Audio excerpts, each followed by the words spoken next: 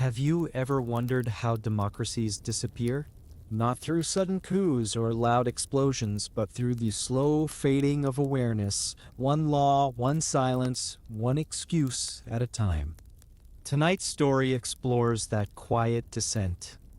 It follows the small steps that lead free societies toward control and the long climb back toward light. It's a journey through history's warning signs and a reflection on what keeps freedom alive. Welcome to History to Relax, a place where you can rest, breathe deeply, and drift through the calm side of history.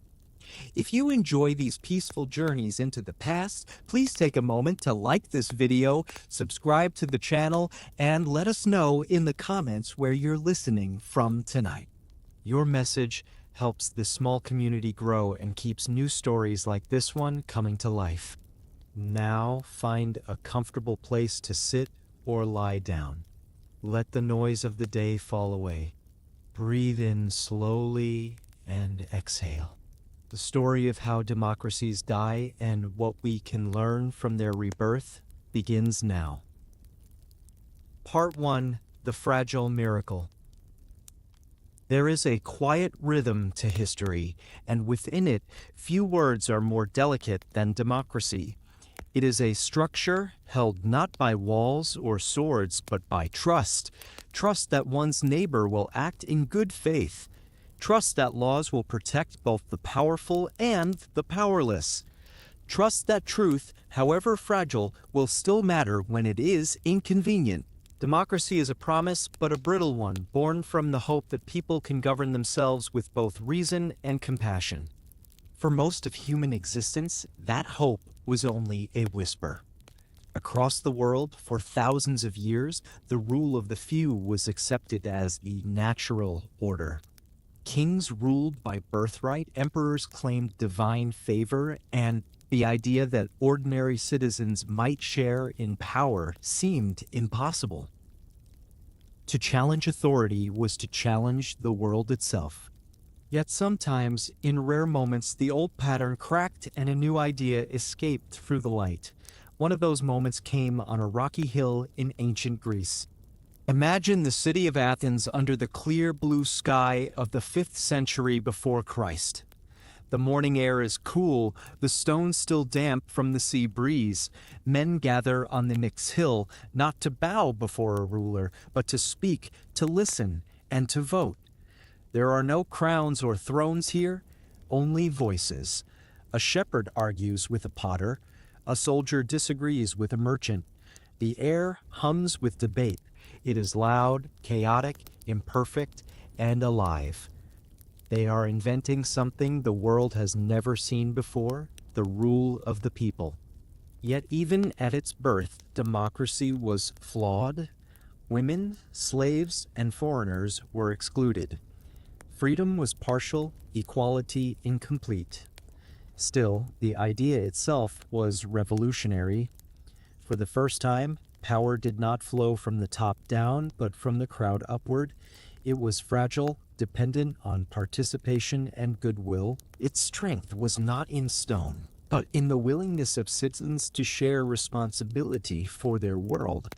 That experiment would inspire civilizations far beyond Greece, even long after the city itself fell into ruin. The Romans inherited the concept and reshaped it into the Republic. Their system balanced consuls, senators, and assemblies, a delicate machinery of power built to prevent any one man from ruling alone. For nearly 5 centuries, it worked, but cracks appeared as ambition grew. Senators grew wealthy, citizens grew disillusioned, and generals found glory more tempting than duty. When Julius Caesar crossed the Rubicon River with his legions, he did not simply begin a civil war. He ended the Republic's dream. In its place rose the empire, efficient, powerful, and silent beneath one man's will. The people still cheered, but their voices no longer mattered. It was the first great lesson of history's recurring pattern. Democracies do not fall from conquest, but from within, when the love of order outweighs the love of freedom. For 1,000 years after Rome's collapse, the world returned to the familiar comfort of hierarchy. Kings ruled with iron and faith. Peasants worked the land, never dreaming they might shape the laws. The word citizen faded into memory. Yet the ember of the old ideal survived. It smoldered quietly in monasteries where monks copied the writings of Greece and Rome. It flickered in city charters, in merchant councils, in the stubborn independence of small republics like Venice and Florence. It waited for a new dawn. That dawn began in England in 1215 when barons forced their king to sign the Magna Carta. It was not democracy, but it was a beginning. The document declared that even the monarch was bound by law. Over the centuries, that simple truth grew roots. In parliaments and pamphlets, in the pens of philosophers, a new world began to imagine itself. Thinkers like John Locke and Montesquieu spoke of liberty, of reason, of consent. They wrote that power should rest not in divine hands, but in the people who obeyed it. Their ideas crossed oceans and inspired revolutions. In the late 18th century, a handful of colonies declared independence from an empire. In small, candlelit halls, the founders of the United States drafted a constitution that would balance liberty and law. They feared tyranny, but also chaos, so they built a system of checks and limits, believing that freedom required both protection and restraint. Their experiment was cautious but daring, and it worked, at least for a time. Yet even they knew that their democracy was unfinished, that it included only some and excluded many. Across the Atlantic, France followed with fire instead of caution. The monarchy fell and crowds filled the streets of Paris, shouting for liberty, equality, and fraternity. The revolution devoured itself, and the dream of democracy drowned in the blood of the terror. When Napoleon crowned himself emperor, the circle was complete. The people had risen to free themselves and ended by bowing once more. These early republics revealed democracy's paradox. It relies not only on laws but on habits. It cannot survive on passion alone. It needs patience, tolerance, and the quiet strength to lose without rage. When those virtues fade, democracy begins to die, not in flames, but in fatigue. It weakens when citizens forget that their opponents are also participants in the same fragile experiment. It breaks when disagreement turns to contempt. The 19th century brought new waves of hope. Industrial cities grew, literacy spread, and the vote began to extend beyond the privileged few. People started to believe that democracy was destiny, that progress was a natural law. Yet history never moves in straight lines. For every reform, there was resistance. For every new right, a backlash followed. Still, the tide of participation rose. From London to Lisbon, from Washington to Buenos Aires, people began to expect a voice in their fate. The age of kings seemed to be ending. But progress is never safe from pride. When the First World War erupted in 1914, it shattered that confidence. Empires fell, millions died, and the survivors emerged disillusioned. Across Europe, new democracies were born from the rubble, hopeful but weak. They promised peace and prosperity, but delivered inflation and instability. Citizens grew restless. Politicians shouted, parties fractured, and trust crumbled. Into the noise stepped new voices, confident, simple, dangerous. They promised unity, strength, and renewal. They said they would make the nation proud again. People believed them. The story repeated itself as it always does. In Italy, Mussolini marched on Rome and called himself the savior of the people. In Germany, Hitler spoke of rebirth and destiny. In Spain, Franco pledged to restore order. Each began with words, not weapons. Each rose legally, elected or invited by those who thought they could control him. The crowd applauded, tired of confusion. Democracy, they said, was too slow, too messy, too weak. They traded their freedom for the comfort of certainty. It is easy to see their mistake now, but at the time, it felt logical. The world was broken. People wanted security more than debate. They forgot that democracy is not designed for ease. It is meant to slow things down, to force compromise, to prevent passion from becoming cruelty. It is not efficient, but it is human. When people grow impatient with that slowness, they open the door to those who promise to act quickly and never ask permission. Through those dark years, democracy proved again how fragile it is. It requires faith not only in one's own voice, but in the fairness of the system itself. When that faith dies, no constitution can save it. The fall of the Weimar Republic was not a single event. It was 1,000 small concessions, 1,000 excuses, 1,000 citizens deciding that one more lie, one more broken rule would not matter. Yet after every collapse, democracy has a way of returning. After the Second World War, the world tried again. Nations wrote new constitutions, formed new alliances, and promised to remember. The Universal Declaration of Human Rights declared that freedom and dignity belong to all. It was a fragile hope, but it took root. In the decades that followed, dictators fell, colonies gained independence, and people once silenced found their voices again. The miracle was alive. Even now, in the modern world of speed and noise, the same miracle struggles to survive. It depends not on technology or wealth, but on something quieter, on empathy, on honesty, on participation. Democracy is not just a system of government, it is a culture, a habit of listening. It lives in conversations between neighbors, in arguments between newspapers, in the simple act of admitting that one might be wrong. It is a daily practice of humility. To understand how democracies die, we must first understand how delicately they live. They breathe through us, through our patience, our awareness, our courage to care. They wither when we stop paying attention. They fall when we stop believing that the truth matters. The strength of a nation is not measured by the power of its army or the wealth of its markets, but by the honesty of its citizens and the integrity of its institutions.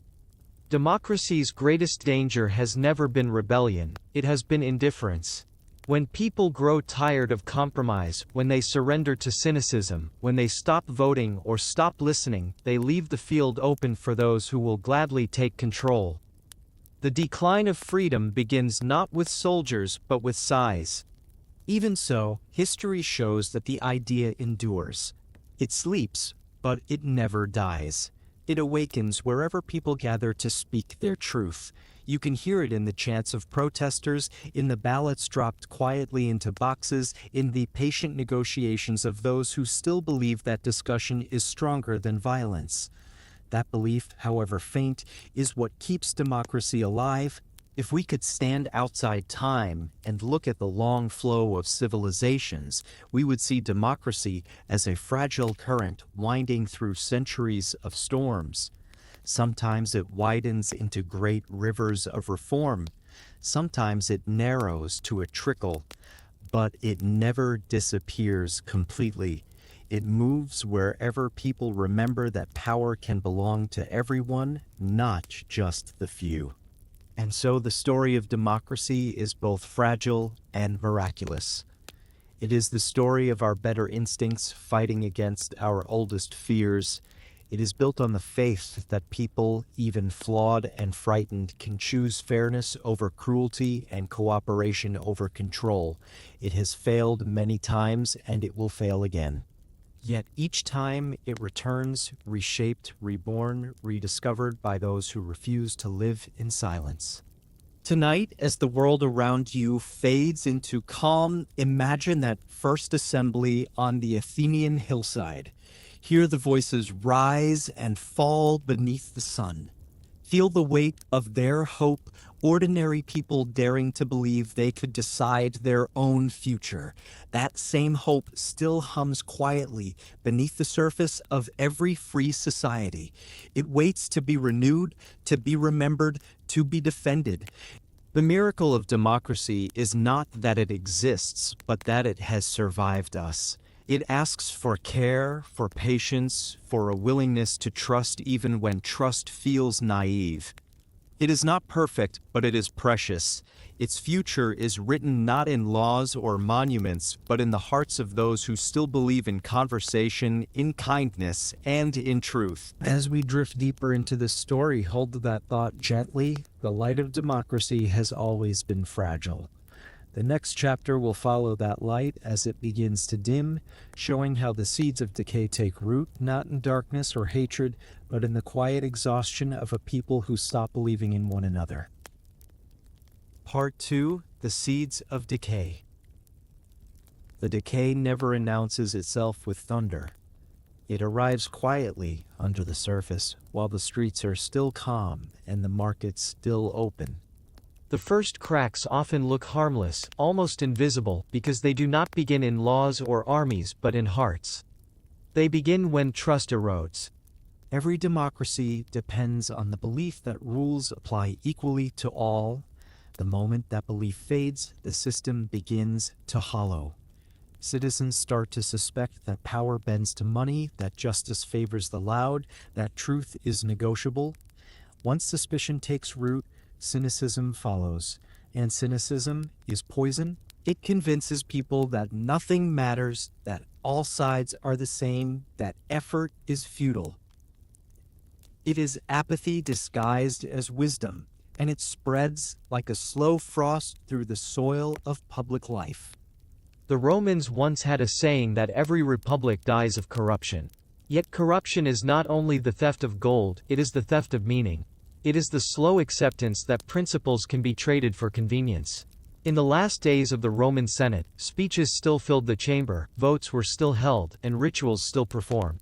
But everyone knew that the real decisions were made elsewhere, in the villas of generals and the palaces of financiers. The Senate had the form of democracy, but not its soul. It looked alive, but it was already dead.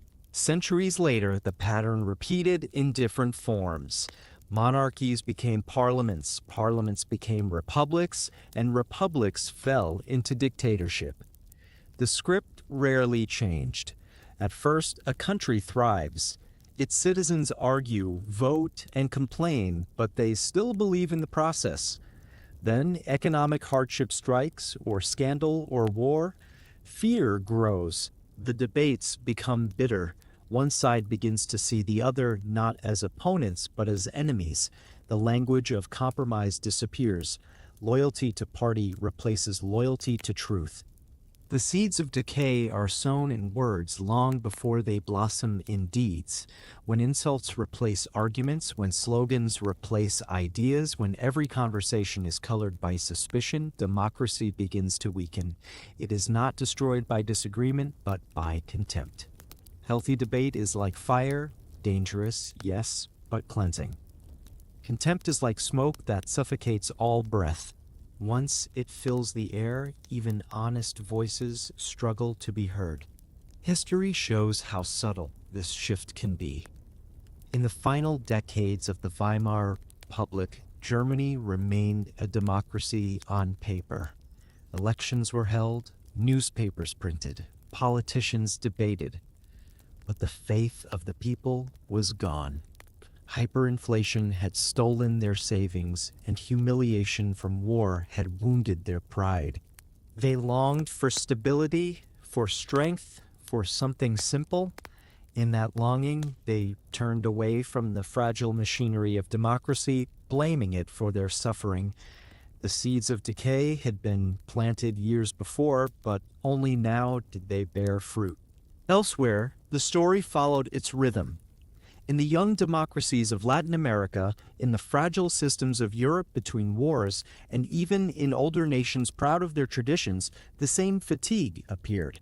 Democracy, after all, demands constant effort. It is a living conversation that must never stop. When citizens grow tired of listening, the silence that follows becomes fertile ground for autocrats. The decay does not stop with citizens. It reaches the guardians of the system, the lawmakers, judges, and officials who are meant to protect it. At first, they compromise in small ways. They bend a rule to save a friend, overlook a lie for the sake of unity, or delay a reform because the timing feels wrong. Each decision is tiny, reasonable, even patriotic. Together, they erode the foundation. When the next crisis comes, the institutions that should defend democracy are already weakened, their moral muscles unused. Imagine a government chamber late at night, the air thick with fatigue. The lawmakers speak not of right or wrong, but of strategy. They whisper about optics and popularity, about polls and power. The language of principle has been replaced by the language of survival. Outside, the citizens still believe their representatives serve them, but inside the walls, something sacred has been traded away.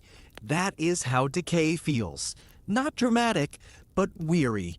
Economic despair is one of its oldest allies. When jobs vanish and wealth pools at the top, resentment festers. People begin to feel that democracy serves only the privileged, that their vote has no weight. In that bitterness, they seek someone to blame, an outsider, an immigrant, a rival city, a shadowed elite. The demagogue knows this well. He does not create division, he harvests it. He whispers that the system is rigged, that he alone can fix it, that compromise is weakness. And the tired citizens, desperate for clarity, listen. But decay is never only political. It is emotional. It changes how people see one another. Once, they may have argued across the fence and shared bread afterward. Now, they glare through windows. Once, they debated in good faith. Now, they avoid speaking at all. The bonds of empathy thin. Fear fills the spaces where understanding used to be. It becomes easier to believe rumors than to trust neighbors. In that atmosphere, truth becomes a matter of taste, and conspiracy becomes comfort. The modern world gives decay new tools. Information floods every device, yet wisdom grows scarce. People choose echo chambers that confirm their anger. Lies travel faster than corrections, and outrage becomes entertainment. The constant noise dulls attention until everything feels fake. When citizens no longer believe anything, they are ready to believe anyone. The truth becomes negotiable, and democracy's oxygen grows thin. Even the most enduring systems are not immune. Consider how societies with centuries of constitutional tradition have wavered under pressure. When crises strike, leaders stretch their powers temporarily. Courts defer in the name of unity. The press is accused of disloyalty. Citizens, afraid of chaos, accept the loss of rights for the promise of safety. The balance between liberty and security tilts almost imperceptibly until the scales no longer move. The tragedy is that no one ever admits that the decay has begun. Politicians insist that the system is fine, that every measure is necessary. Citizens reassure themselves that things will soon return to normal. But history offers little comfort. Once democratic norms are broken, they are rarely restored intact. When honesty is treated as naive and power as the only truth, recovery becomes harder with each passing year. And yet, even as decay spreads, resistance still exists. There are always those who notice, who warn, who refuse to adapt to the new normal. Journalists who continue to write, teachers who continue to teach, judges who continue to rule fairly even when threatened. They are the antibodies of democracy, the small reminders that conscience has not vanished. Their voices may seem faint, but they are the reason the system sometimes survives the sickness. Still, the danger lies in the ordinary, not the extreme. The citizens who shrug and say, "It makes no difference." the officials who sign one more questionable order because it is easier than saying no, the voters who stay home because they feel too small to matter. These are the quiet architects of collapse. Democracies die not from hatred alone, but from neglect. Imagine a society at twilight. The shops are open, the papers still print, and the elections still come. But the laughter in the cafes feels thinner, the conversation shorter. Everyone senses that something has changed, though no one can name it. Perhaps it is fatigue, perhaps fear. The people still live in a democracy, but they no longer feel like citizens. They feel like spectators watching the slow unraveling of something they once believed was eternal.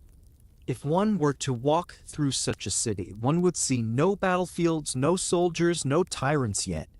Only small signs, graffiti accusing the press of lies, speeches that grow louder and crueler, laws passed in haste. In offices and classrooms, people learn to stay quiet. The air thickens with caution. That is the sound of democracy's heartbeat slowing. The decay, however, is not inevitable. It can be stopped if recognized early. The cure is not heroic, but human. To listen again, to care again, to rebuild trust one conversation at a time. But most societies do not act until it is too late. They mistake the early symptoms for ordinary politics. They think the fever will break on its own. By the time the walls begin to shake, the roots of decay have already wrapped tightly around the foundations. The citizens wake to find that the language of democracy remains, but its meaning has changed. Freedom still exists in name, but not in practice. The law still stands, but it bends easily. The press still writes, but it whispers. The elections still come, but they no longer decide.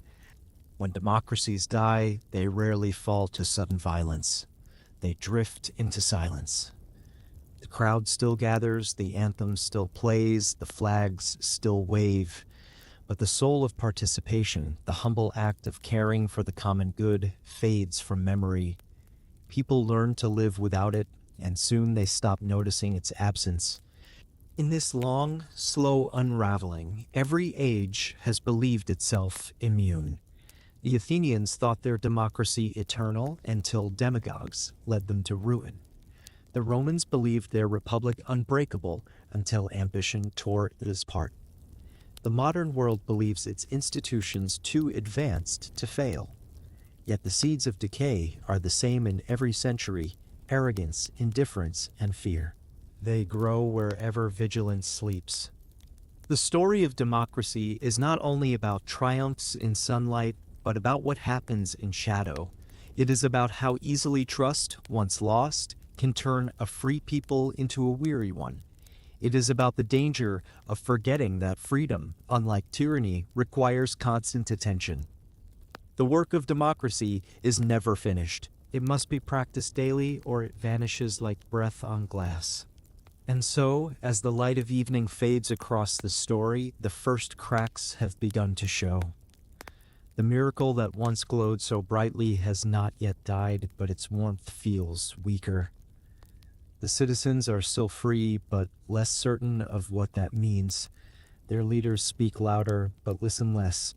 The soil has been prepared for the next stage of decline when the demagogue steps forward and offers not hope, but certainty. The seeds of decay have been planted, watered by apathy and fear. The next chapter will follow their growth when the demagogue begins to whisper promises of salvation and the tired democracy begins to believe him. The transition is quiet, almost invisible, yet it changes everything. That is where the descent truly begins. Part 3: The Demagogue's Whisper. The decay has softened the ground. The people are tired. They have argued for too long, trusted for too long, waited for too long. The promises of reform have withered into excuses. The news speaks of division, corruption, and loss. Many no longer know whom to believe. They only know that they are exhausted. In that exhaustion, a new voice begins to rise. It is not loud at first. It does not shout its way into power. The demagogue understands that people rarely surrender their freedom willingly. They must be led to believe they are protecting it. He speaks not of tyranny, but of restoration. He promises not domination, but order. He tells the weary that he will cleanse the system, that he will speak for them when no one else will. His tone is confident, his words simple, his presence magnetic. Where others debate and hesitate, he acts. He looks like certainty in a world that has forgotten how to be sure. He does not come from nowhere. Often he begins as an entertainer, a soldier, or a businessman, someone who already knows how to read a crowd. He senses what people fear and mirrors it back to them. He learns that anger is easier to summon than trust, that resentment is more enduring than gratitude. He points to enemies both real and imagined and names them with clarity that the tired democracy no longer finds in its endless committees. For a moment, his listeners feel relief. The world, once complex and confusing, seems simple again. His rise is a performance carefully staged. He tells stories of a glorious past that must be restored. He praises the common man and condemns the elites who betrayed him. He speaks of honor, tradition, and pride. The audience nods because these words feel noble. They do not yet see how they are being prepared for obedience. The demagogue wraps his ambitions in the language of virtue. He smiles when he speaks of unity, but he builds his power through division. He knows that fear is the most efficient form of control. There are those who see him clearly, even in the early days. They warn that his rhetoric is dangerous, that his promises are too absolute. But their voices sound anxious, academic, out of touch. The people are in no mood for caution. They want movement. They want action. They want someone who will not apologize for wanting power. And so they listen to the man who seems unafraid to claim it. History remembers his names: Cleon in Athens, who turned the assembly into a mob; Caesar in Rome, who promised to defend the republic as he ended it; Napoleon, who rose as a savior of liberty and crowned himself emperor; Mussolini, who declared that he would make Italy strong again; Hitler, who vowed to restore German pride; Perón, who promised dignity to the working class. Each began as a reflection of his people's frustration. Each convinced them that he alone could translate their pain into greatness. Each destroyed the system that allowed him to rise. But in the beginning, the demagogue does not appear destructive. He appears charismatic. He understands the power of theater. He speaks in the language of emotion, not reason. He repeats simple phrases until they become familiar melodies. He laughs off criticism, mocks complexity, and rewards loyalty above all else. His followers do not analyze him, they feel him. He becomes a symbol of identity, not just a politician. To support him becomes an act of belonging. He learns to weaponize the tools of democracy itself. He wins elections by rallying the angry and disillusioned.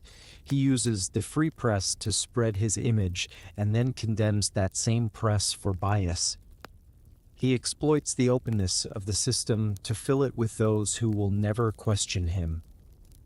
He surrounds himself with flatterers who echo his words until they sound like truth. Soon the boundaries between fact and faith blur.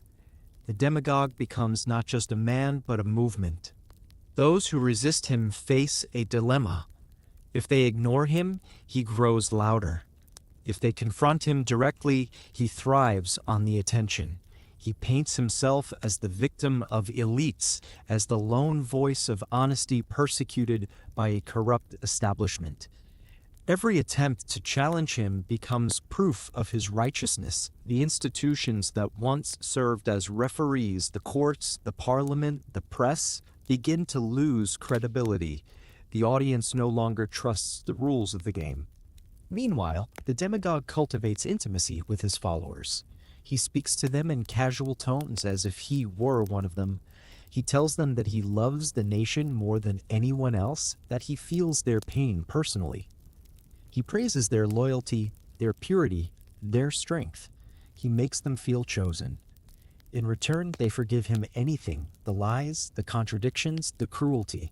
They do not see him as flawed, but as human in a way other politicians are not. He is their voice. To doubt him feels like doubting themselves. There comes a moment when the whisper becomes a chant. Rallies grow larger, slogans sharper. The demagogue's speeches fill the squares with a strange electricity, part hope, part anger. The crowd is not merely listening anymore, it is participating. They cheer at the mention of enemies, they laugh at the humiliation of opponents. A shared identity forms around resentment. It feels empowering, even joyful. For the first time in years, the people feel united, but the unity is built on exclusion. The opposition falters. Some try to imitate his style, believing they can harness his energy without his extremes. Others cling to procedure and lose themselves in technicalities. The moderates call for calm, but their voices sound dull beside his. Step by step, he shifts the center of gravity. The political landscape rearranges around him. Policies no longer matter, personalities do. Debate becomes theater, and theater becomes reality. The demagogue never says he will destroy democracy. He says he will save it. He claims that the system has been corrupted by outsiders and that only he can purify it. When he attacks judges or journalists, he calls it cleansing. When he silences critics, he calls it unity. When he bends laws, he calls it reform. The words sound positive, even patriotic. By the time people realize what they have agreed to, it is already too late. He thrives on crisis. If one does not exist, he will create it. He knows that fear binds people faster than hope. A new enemy appears, a minority group, a foreign threat, an imagined conspiracy. He repeats their name until it becomes a reflex. The people begin to believe that survival depends on loyalty. In this new reality, dissent looks suspicious. Neutrality looks cowardly. The line between citizen and traitor begins to blur. Through it all, the demagogue insists that he loves his country. And he does, but only as a mirror of himself. He cannot separate the nation from his image. He measures its greatness by the depth of devotion it shows him. His speeches grow longer, his gestures grander. He stands before vast crowds and speaks in the rhythm of prophecy. His words mix flattery with warning. He tells the people that they are chosen, but also endangered. He alone can protect them. The applause drowns out the last voices of doubt. Behind the scenes, the machinery begins to shift. Allies are rewarded, opponents replaced, laws are rewritten to suit convenience. Police and military leaders learn which orders please him. The bureaucracy, once neutral, starts to tremble at his name. Yet to the public, everything still appears normal. The trains run, the markets open, the elections are scheduled. Only the tone has changed. The humor has vanished from newspapers. The jokes feel risky. The silence between sentences feels longer. Not everyone accepts this new world. Some citizens speak out, but they are labeled as pessimists or enemies of progress. Others quietly leave the public sphere, retreating into private life. The demagogue encourages this retreat. He tells people to trust him, to leave politics to the professionals. He claims that constant criticism weakens the nation. The fewer people who question him, the stronger he becomes. The transformation happens gradually. At first, the demagogue rules through persuasion, then through intimidation, and finally through fear. His words grow sharper. He begins to divide citizens into loyalists and betrayers. Loyalty is rewarded with jobs, contracts, and praise. Betrayal, or even neutrality, brings shame, inspection, or dismissal. The country learns to perform obedience. Public life turns into a stage where everyone must applaud. History shows that even those who serve him are not safe. The demagogue demands devotion, not cooperation. The moment an ally questions him, he becomes the next target. Purges follow. Old comrades vanish. Yet the crowds continue to cheer, convinced that each removal is proof of purification. The circle of trust tightens until it encloses only one man. And still he insists that it is democracy. He holds elections, the playing field tilts. He keeps the courts, though their rulings align conveniently with his wishes. He allows newspapers, though they publish his image on every front page. The forms remain, but the meaning is gone. The people, once citizens, have become spectators again, watching the slow transformation of freedom into obedience. There is always a moment, subtle but decisive, when the whisper that began as comfort turns into command. It happens when the majority begins to repeat his words not because they believe them, but because they fear being left out. When people begin to censor themselves before anyone asks them to. When laughter becomes uncertain. When silence feels safer than honesty, that is the moment the whisper has won. The demagogue's genius is not in his cruelty, but in his timing. He knows exactly how much outrage a democracy can tolerate before it resists. He pushes boundaries slowly, one norm at a time, each justified by necessity. He teaches the people to live with a little less freedom each year, until they no longer remember what full freedom felt like. The cage grows around them, but they call it protection. And yet, even in the heart of this darkness, resistance survives. A few refuse to repeat the slogans, a few refuse to look away. They write, speak, organize, or simply remain honest. They may be mocked or punished, but they keep alive the memory of what truth sounded like. Their courage often seems futile at first, but history remembers them. For every demagogue who rises, there are always those who stand quietly against him, believing that lies, no matter how popular, will not last forever.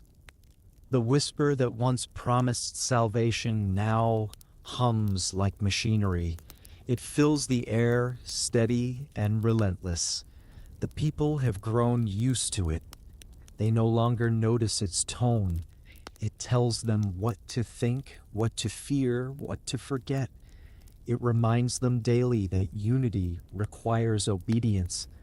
They repeat its rhythm in conversations, in classrooms, in homes. The whisper has become the background sound of their lives. In the end, the demagogue does not destroy democracy by force. He lets it decay until it collapses on its own. When it finally falls, he shrugs and calls it fate. He tells the people that he did his best, that the system was already broken before he arrived. And perhaps he is right. He could not have conquered a nation that still believed in itself. His power was built on their disillusionment. His whisper only found strength because they were too tired to resist it. The story of the demagogue is the story of every age that has lost its balance between freedom and fear. It begins with fatigue and ends with surrender, but between those two moments lies the choice to listen or to question, to follow or to think. The whisper cannot grow in a mind that stays awake. As the world falls quiet again, we move closer to the next stage of the descent. The demagogue has risen. The crowd has gathered. The machinery of power begins to turn. What follows is the creation of fear itself, the careful construction of an atmosphere where obedience feels like safety and truth feels like danger. That is where the story will lead next, into the slow tightening of control, the building of invisible walls, and the sound of footsteps behind every thought. Part 4: The Machinery of Fear. The machinery of fear begins quietly, like a clock ticking in another room. It does not roar into being with armies or decrees. It hums in the background, disguised as order, wrapped in the language of protection. The demagogue, now seated firmly at the center of power, understands that fear is more durable than love. Love must be earned again and again, but fear renews itself. To control the future, he must first shape the emotions of the present. He begins with small warnings. There are enemies, he says, who wish to see the nation fail. They are not new enemies, but familiar ones given new names. They may live across the border or next door. They may look ordinary, but they think differently. The demagogue explains that freedom requires vigilance, that only those with pure hearts can be trusted. The crowd listens and nods. They are flattered to be among the pure. At first, this vigilance feels patriotic. Citizens post flags on their windows, recite slogans with pride, report suspicious behavior. Each act seems harmless, even noble, but fear, once awakened, does not sleep. It grows hungry. The more it feeds, the more it demands. Before long, neighbors begin to watch one another not out of loyalty, but out of anxiety. They listen for wrong words, scan faces for hesitation, wonder who truly belongs. The demagogue builds institutions around these feelings. Committees to preserve national integrity. Offices to protect public morality. Agencies to monitor threats. The names sound harmless, even reassuring. Their purpose is said to be safety. Their methods are secret. Soon, there are files on everyone, letters read, telephones tapped, whispers recorded. People learn to lower their voices. Conversations become shorter. Jokes disappear. Fear is an art form to the authoritarian mind. It must be invisible, consistent, and impersonal. Random punishment is clumsy. Far better is uncertainty. Let citizens fear not because they know what will happen, but because they do not. When a journalist vanishes or a professor is dismissed, no explanation is given. The silence itself becomes the message.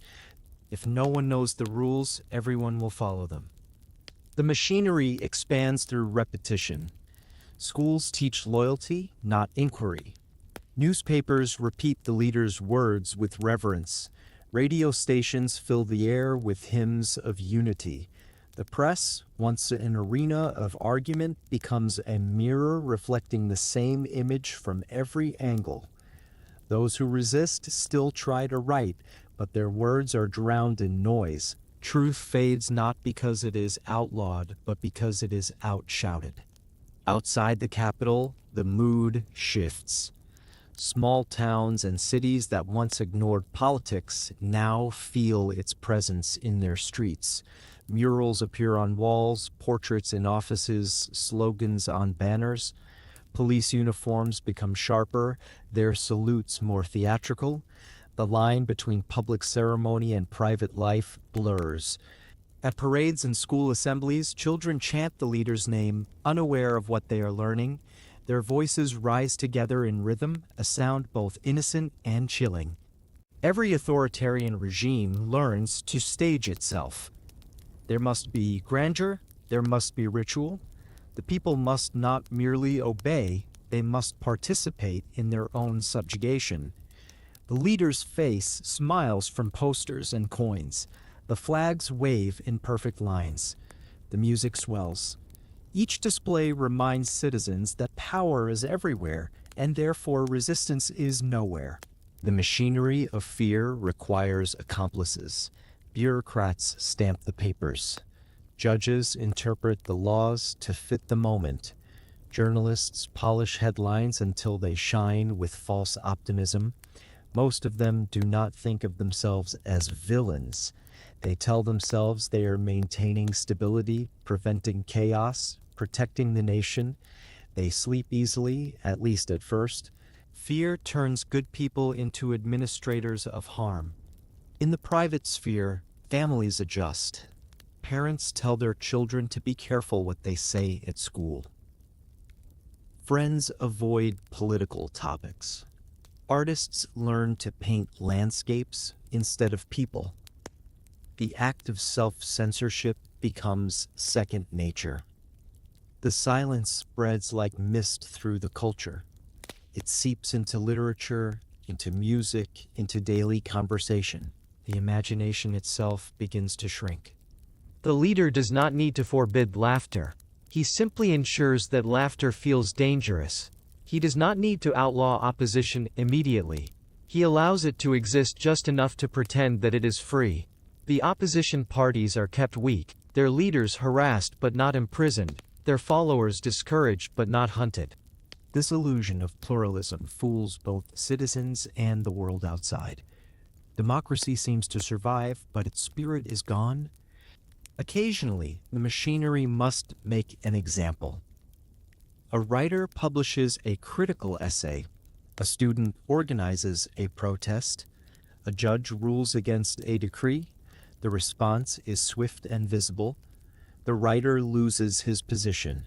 The student vanishes into detention. The judge resigns for health reasons. The state releases polite statements about misunderstandings. People learn the lesson without being told. They withdraw deeper into their shells. Fear, once institutionalized, becomes self-sustaining. It no longer needs orders from above. It lives in the reflexes of citizens who anticipate punishment before it arrives. They police themselves and one another, interpreting every silence as potential danger. They begin to think in the language of caution. The most efficient dictatorship is the one that convinces its people to rule themselves. The machinery is never just political. It invades the imagination. People stop dreaming of what could be better and focus instead on what could be worse. Hope feels risky, optimism naive. A nation that once argued freely now congratulates itself for peace.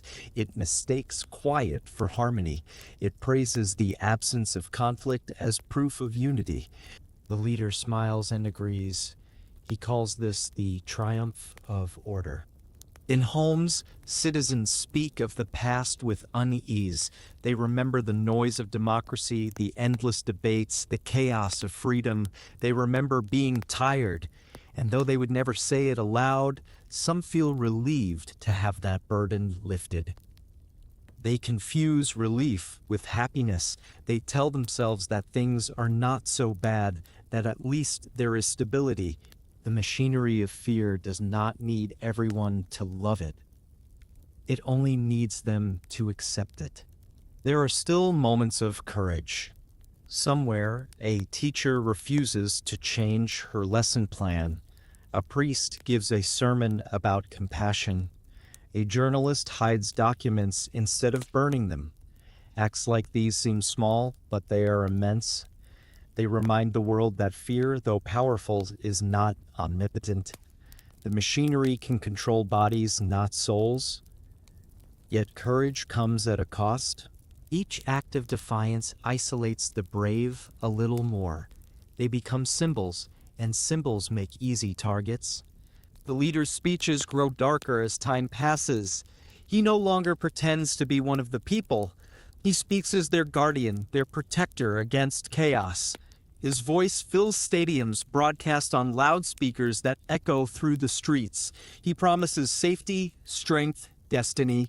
The crowd responds with applause that rolls like thunder. From a distance, it sounds like devotion. Up close, it sounds like fear trying to sound like joy. Internationally, other nations watch. Some condemn, others cooperate, most remain silent. They tell themselves that this is an internal matter, that trade and diplomacy must continue. Fear creates not only internal obedience, but external hesitation. The machinery of fear spreads beyond borders through convenience and profit. The world learns once again that authoritarianism is contagious. Inside the country, the seasons pass. The machinery hums smoothly now. Arrests happen quietly at night. Newspapers print predictable stories. The leader's birthday becomes a national holiday. The people adjust their lives around surveillance, curfews, and patriotic festivals. There is no official decree announcing the end of democracy. It simply fades from memory. Children grow up thinking it never existed, and yet fear cannot fill every corner. In the stillness, small pockets of truth persist. In libraries where forbidden books are hidden, in conversations whispered over tea, in the privacy of the human heart, memory survives. People remember that there was once another way to live. They may not speak of it, but they keep it alive in thought. Fear can shape behavior, but it cannot erase the longing for dignity. The leader, however, senses this longing and seeks to drown it. He stages parades larger than before, rallies more spectacular, displays of loyalty more extravagant. He multiplies symbols until the nation drowns in its own reflection. The flag is everywhere, the anthem louder, the ceremonies longer. This constant performance keeps people exhausted and distracted. The machinery of fear runs best when its subjects have no time to think. As the years pass, the machinery takes on a life of its own. Officials act not out of command, but anticipation. Censors ban books the leader has never read. Police detain citizens the leader has never met. The system feeds itself. It needs enemies to justify its existence, so it invents them. Trials are held, confessions extracted, guilt predetermined. The public watches with dull fascination. Each spectacle of punishment reassures them that the state is vigilant. They do not realize it is devouring itself. Eventually, even the demagogue becomes captive to his creation. He must maintain fear to maintain power, and to maintain fear, he must escalate. The targets change, the accusations expand. No one feels safe, not even those closest to him. Loyalty becomes a gamble, betrayal a matter of survival. The machinery that once served him now owns him. He cannot stop it without appearing weak, and weakness is the one thing he cannot afford. Through it all, the city continues to function. Markets open, buses run, weddings are celebrated. Life adapts. The machinery of fear is efficient precisely because it allows routine to persist. It hides behind normality. People live their lives beneath its weight as if under constant weather. Some days the air is heavy, other days clear, but the sky is always the same color of controlled calm. At night, the lights of the capital glow faintly across the river. Inside those towers, decisions are made that no longer need approval. Outside, the people sleep uneasily, their dreams monitored by no one but themselves. The silence of the streets is perfect, almost beautiful, but it's the beauty of still water hiding depth. The machinery of fear does not end with collapse. It ends when people stop believing in its necessity. That moment is never announced. It begins in whispers, in laughter returning, in small acts of refusal. History shows that no tyranny lasts forever, but while it stands, it feels eternal. The citizens forget that even this silence can be broken. In the distance, a new sound begins to stir beneath the hum of the machinery, the quiet movement of those who remember what was lost. For now, they remain hidden, but they carry within them the memory of noise, of argument, of choice. The machinery may grind on, but it cannot erase that memory completely. It waits, patient and quiet, for the moment when courage outweighs fear once more. When that day comes, the machinery will not explode or shatter. It will rust. The gears will slow, the wires loosen, the workers drift away. Fear, deprived of attention, will shrink into shadow. But for now, the hum continues, steady and low, a sound mistaken for peace. And so the story moves onward into the next phase of decline, when fear, having silenced the press and captured the courts, seeps into every word and every gesture until truth itself begins to dissolve. That is where the descent leads next, into the erosion of meaning, the fog of propaganda, and the quiet collapse of reality itself. Part 5: The Erosion of Truth. Truth begins to fade long before it disappears. It does not fall like a wall struck by force, but erodes like sandstone under wind and rain. The machinery of fear, once built, begins to feed on uncertainty. It no longer needs to forbid speech or burn books, it simply changes the meaning of words. Reality becomes flexible, and in that flexibility, control deepens. The people learn to live inside a fog. At first, the lies are small. They sound harmless, even patriotic. The leader exaggerates numbers at a rally, invents an achievement, reshapes a defeat into a triumph. His followers know the details are wrong, but they cheer anyway. They cheer not for accuracy, but for comfort. Truth begins to feel complicated, while the lie feels simple. Simplicity is easier to love than honesty. The people begin to prefer it. In time, the distortion grows bolder, statistics are rewritten, photos retouched, speeches edited after the fact. Newspapers print stories with invisible corrections. The radio repeats phrases until they sound like memory. Soon, no one is sure what actually happened yesterday. The past becomes a soft substance, easy to mold. The historian George Orwell once imagined this moment as a world where whoever controls the past controls the future, and whoever controls the present controls the past. Every authoritarian learns this instinctively: control the story, and you control the mind. Truth in a free society relies on disagreement. Scientists debate, journalists investigate, citizens argue. But under the new order, disagreement is chaos. Questioning becomes disloyalty. Complexity is treated as deceit. The machinery of fear works best when reality is reduced to slogans. There is no longer a spectrum of thought, only two colors: devotion and betrayal. Facts are judged not by their accuracy, but by their loyalty to the narrative. The people adjust to this new language. They no longer ask whether something is true, but whether it is acceptable. Teachers skip lessons that conflict with official history. Editors cut paragraphs that might attract attention. Clerks reword reports to sound optimistic. Everyone edits themselves until nothing honest remains. This is the true victory of propaganda, not that it convinces, but that it exhausts. When people grow too tired to verify, they settle for whatever feels safe. The demagogue, now surrounded by admirers, speaks with divine certainty. His speeches have become sermons. He describes the nation as pure, eternal, and chosen. He declares that anyone who doubts this vision is spreading lies. When he speaks of truth, he means obedience. When he speaks of freedom, he means discipline. The words remain the same, but their meanings are reversed.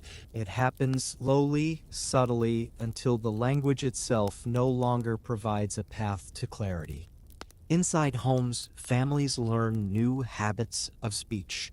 They avoid certain phrases, whisper names instead of saying them aloud. They speak in half-truths, trusting that the listener will understand the hidden meaning. Language becomes a puzzle of survival.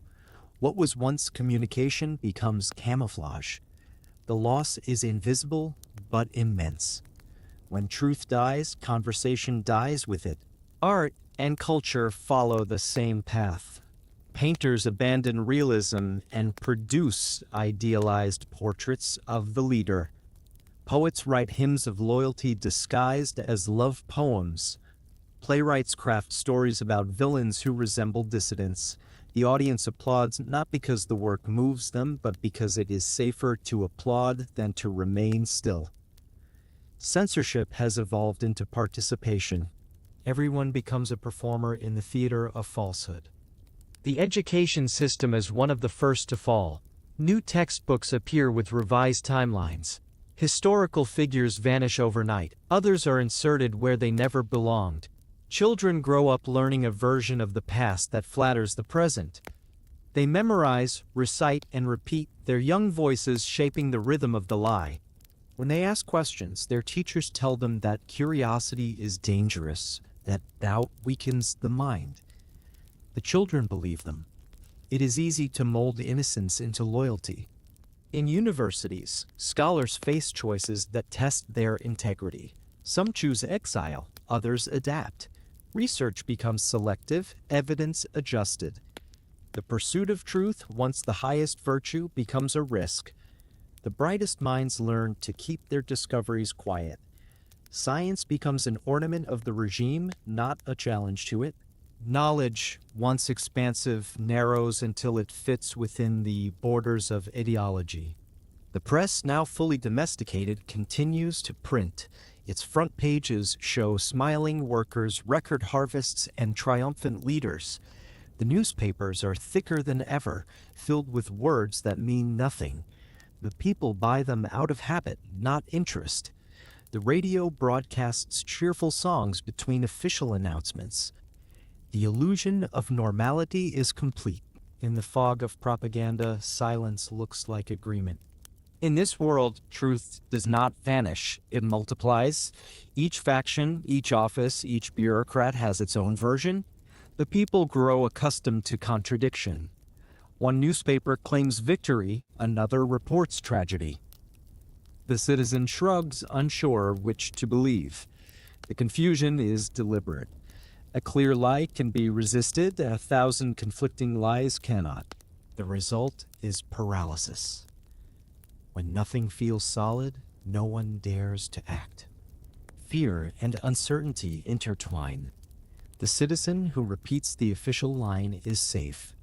The one who hesitates may be noticed.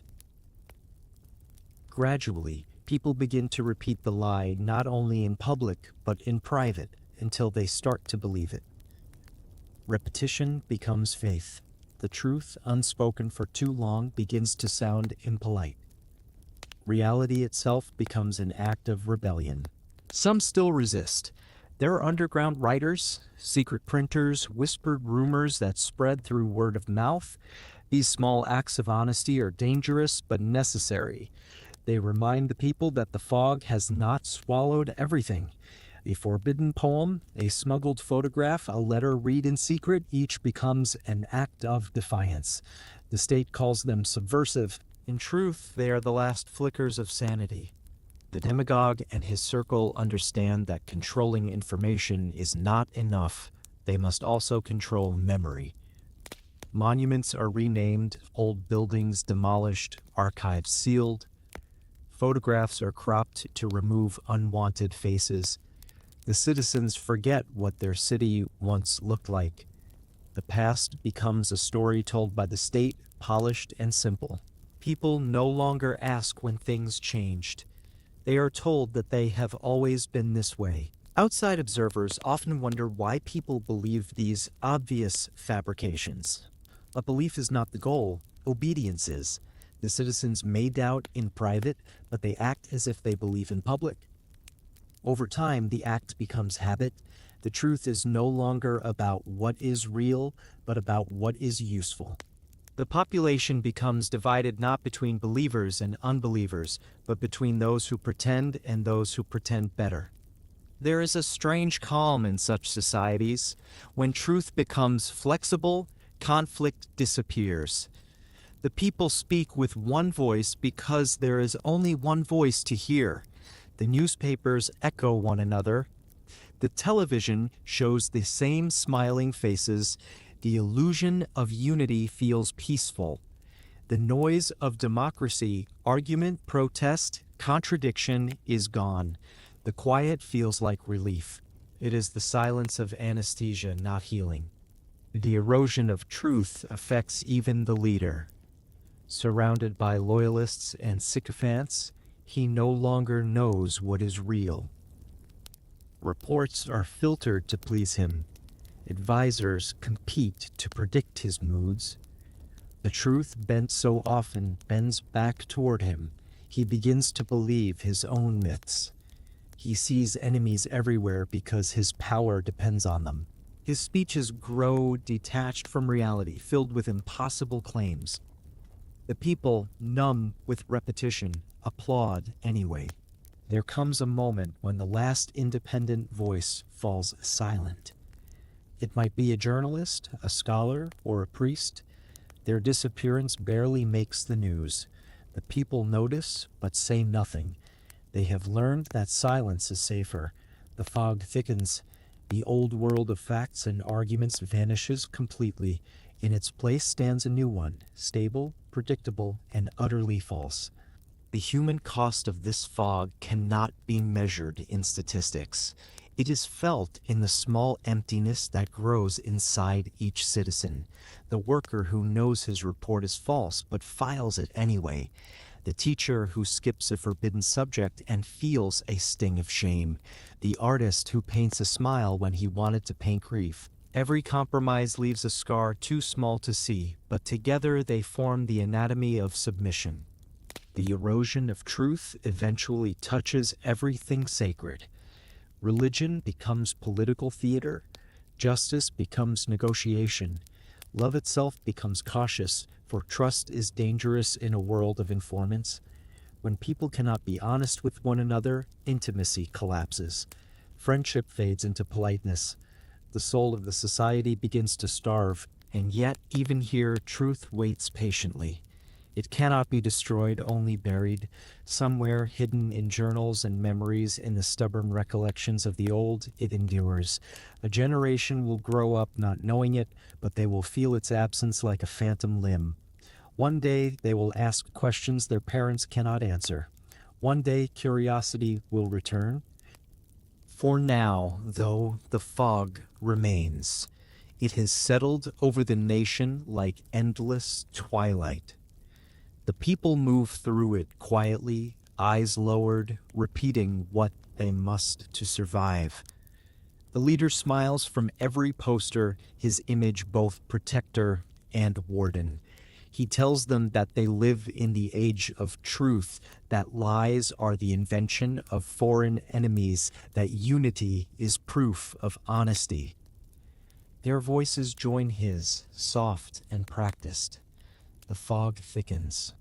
And then, as history always moves, something shifts beneath the surface. The fog, heavy as it seems, cannot suppress every sound. A rumor spreads, small, almost invisible. A story that contradicts the official version. It travels from mouth to mouth, gathering fragments. The people do not know if it is true, but they want it to be. The longing for truth is stronger than fear. In that longing lies the beginning of resistance. The erosion of truth has done its damage. The citizens can no longer tell fact from fiction, sincerity from performance. But somewhere within them, a quiet hunger for reality still breathes. It waits for light. When the machinery of lies begins to falter, that hunger will guide them back. The first step out of tyranny is not courage, but curiosity. The simple question, what really happened? And so the story continues, drifting forward into the next stage of the descent. The truth has faded, the fog has settled, and fear has become normal. What follows is the tightening of control over the last safeguard of liberty, the law itself. The next chapter moves into the silent coup of legality, when courts and constitutions are captured not by force but by pen and decree, until justice itself begins to serve power instead of restraining it. Part 6: The Capture of the Courts. The fog of lies has settled thickly, and within it, the outlines of power begin to change shape. Where once there were boundaries, there are now suggestions. Where once there were laws, there are now permissions. The demagogue, who began as a voice among many, now sits above them all. Yet he knows that open tyranny invites resistance. The people still remember the idea of freedom, and memory, though faint, can ignite. To secure his rule completely, he must move with precision. He must take the courts. It does not begin with violence. It begins with appointments. The leader selects new judges one by one, each carefully chosen for loyalty disguised as competence. He praises their integrity, their experience, their devotion to the nation. The newspapers repeat the praise without question. Few notice that the new appointees share one quality above all others: obedience. The law, once impartial, begins to tilt. The capture of justice happens in whispers and signatures. A decree expands executive power slightly, another modifies the rules for judicial review. The language is technical, the tone bureaucratic. Ordinary citizens hardly notice. The machinery of fear has trained them to see law as something distant, a matter for professionals. They do not realize that the ground beneath their rights has begun to shift. Each new regulation sounds reasonable, even necessary. Stability requires flexibility, the officials say. Emergency measures are temporary, they insist. But temporary things in authoritarian hands rarely fade. They fossilize. Soon the judiciary's independence becomes symbolic rather than real. Courts still convene, judges still wear robes, verdicts are still announced. The form survives, but the substance has vanished.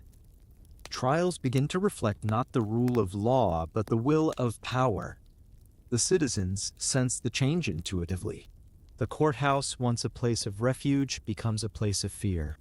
Inside those chambers, the tone of proceedings shifts. Lawyers glance nervously at the judges before speaking. Prosecutors frame arguments not in terms of evidence, but patriotism. The defense learns to plead guilt in the language of loyalty. Verdicts are predictable. Dissenting opinions grow rare. Those who write them find their careers shortened, their families watched, their names erased from public mention. The law, once a shield, becomes a net. The demagogue understands the psychological power of legality. People will accept almost anything if it carries the appearance of law. He therefore insists that every act of repression be wrapped in legal language. Censorship becomes media regulation. Surveillance becomes security oversight. Confiscation becomes economic correction. Each decree cites the Constitution it undermines. The citizens, confused by the formalities, tell themselves that it must be legitimate. After all, the courts approved it. History has seen this theater many times. The Roman Senate voted emergency powers to Caesar to restore order. The Reichstag passed an enabling act that legalized dictatorship. Modern regimes issue their own equivalents, laws against extremism, against fake news, against moral decay, all noble in name, all deadly in practice. The weapon is not the soldier's rifle, but the lawyer's pen. When tyranny dresses in robes instead of uniforms, it moves unnoticed. The capture of courts changes more than politics. It changes the rhythm of daily life. Citizens once believed that wrongdoing could be challenged, that injustice could be appealed. Now they know that decisions flow in one direction. They stop seeking help. Contracts lose meaning, oaths lose weight. The idea of justice becomes a superstition, a memory of a time when words mattered. The people adjust, as they always do. They make new bargains, seek favors from local officials, avoid risk. Survival replaces principle. Judges who resist are isolated. Some resign quietly, others are removed for health reasons or ethical concerns. A few stay, hoping to protect what they can from within. They rule honestly in small cases, avoid politics, and tell themselves that integrity in detail compensates for corruption in the whole. It does not, but the illusion comforts them. Each generation of judges grows more cautious, more loyal, less capable of dissent. The institution forgets what independence felt like. Outside the courtrooms, the language of law continues to circulate, polished and precise. Government spokesmen speak of reforms, of modernization, of efficiency. They use the vocabulary of democracy to dismantle it. Citizens hear familiar words: constitution, rights, justice, but these words have been emptied of meaning. They are shells filled with new content: obedience, hierarchy, control. The sound remains the same, but the music has changed key.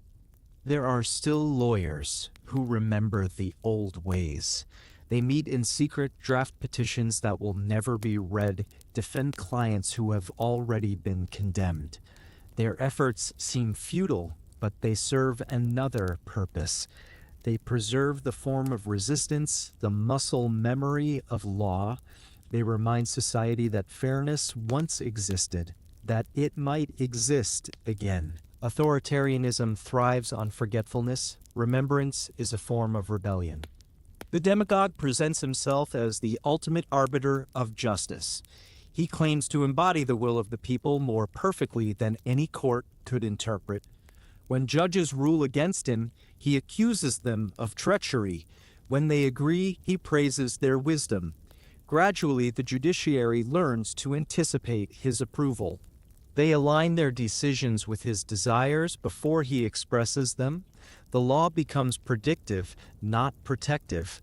It no longer limits power, it reads power's intentions. In this environment, corruption becomes both invisible and universal. Businessmen bribe officials not to break laws, but to interpret them correctly.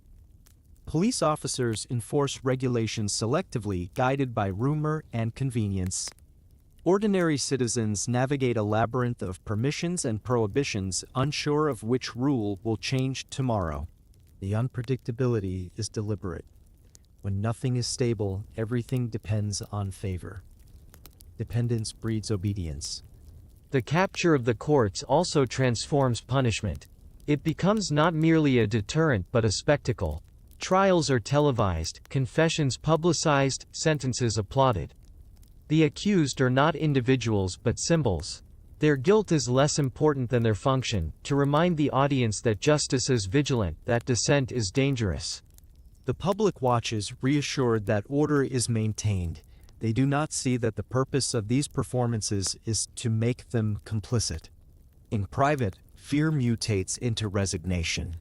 People stop talking about fairness and start talking about luck. They say that one must be careful, that it is better not to draw attention, that everything will pass. The demagogue smiles at this apathy. A silent population is easier to rule than an angry one. The courts, once a voice of conscience, now amplify his silence. And yet, even within this system, truth finds strange refuges. A clerk hides documents proving innocence. A young judge writes dissenting opinions in invisible ink, to be read one day by someone braver. A prisoner recites the principles of law from memory, keeping them alive like prayers. These small gestures mean nothing to the regime, but everything to history. They show that even under capture, the spirit of law resists total enslavement. The human desire for fairness is older than any constitution.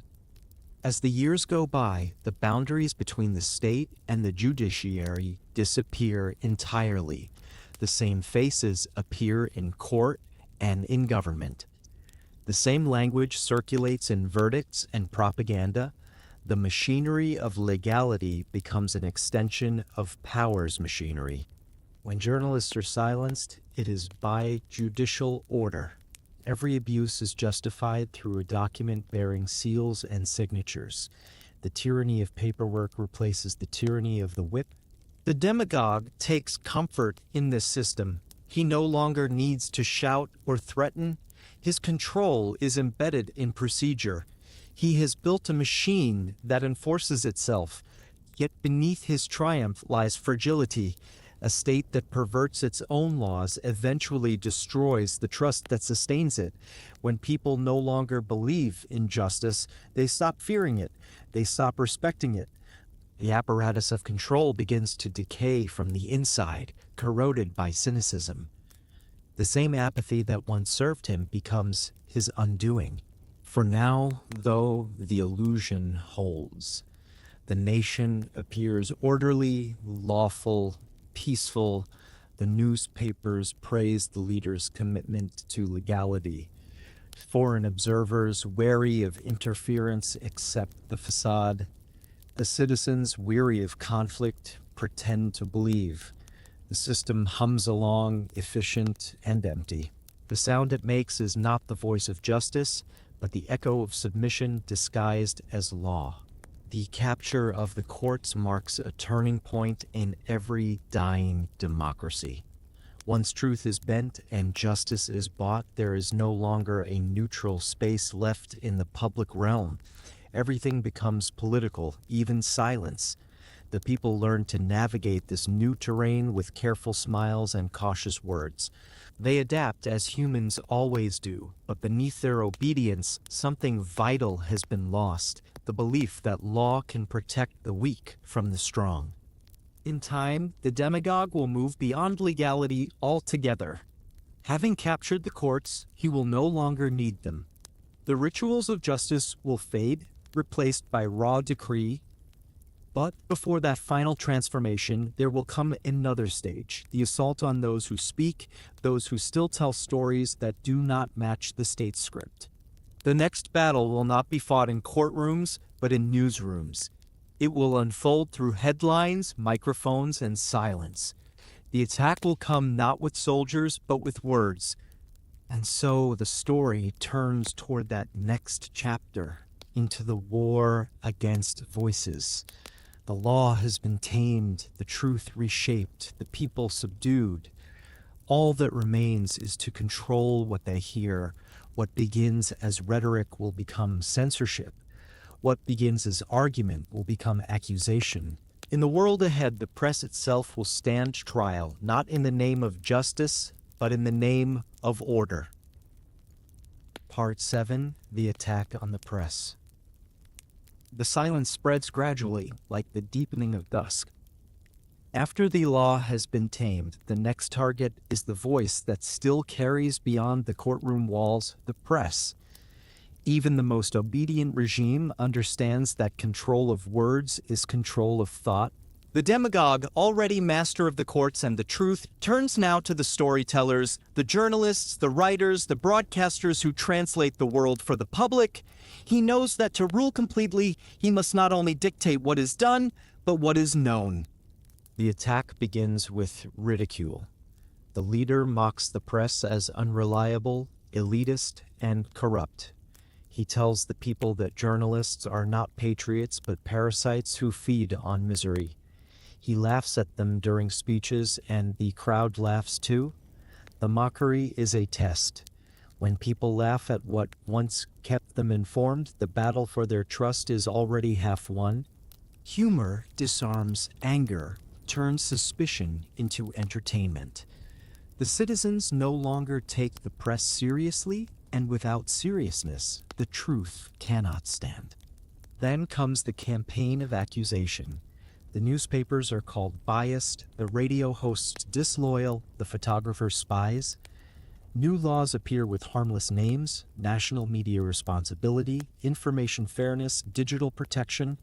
Their purpose is not fairness, but fear. Journalists are fined for inaccuracies that do not exist. Licenses revoked for offenses never defined.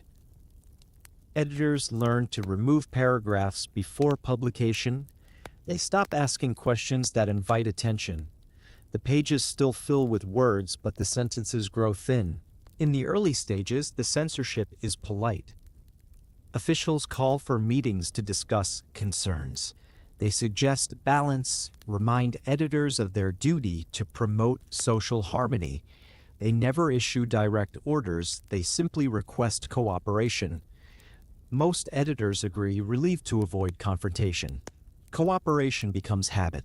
The next time, the officials do not ask, they expect.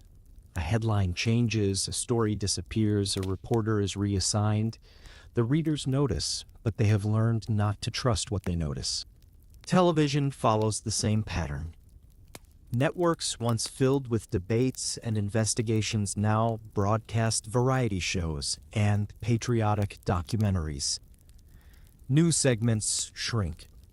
The anchor's tone becomes softer, his smile more cautious. The slogans of the regime replace the rhythm of facts. Viewers sit before their screens, lulled by color and certainty. The complexity of life fades into simple narratives of triumph and unity. The propaganda is so gentle that it feels like comfort. The independent journalists resist as best they can. Some move their work online, publishing through underground networks or foreign hosts. Others switch careers, teaching or translating to survive. A few disappear, taken away under vague charges of tax evasion or incitement. Their names vanish from bylines, their voices from the airwaves. The audience, already accustomed to loss, moves on. The demagogue understands that silence alone is not enough.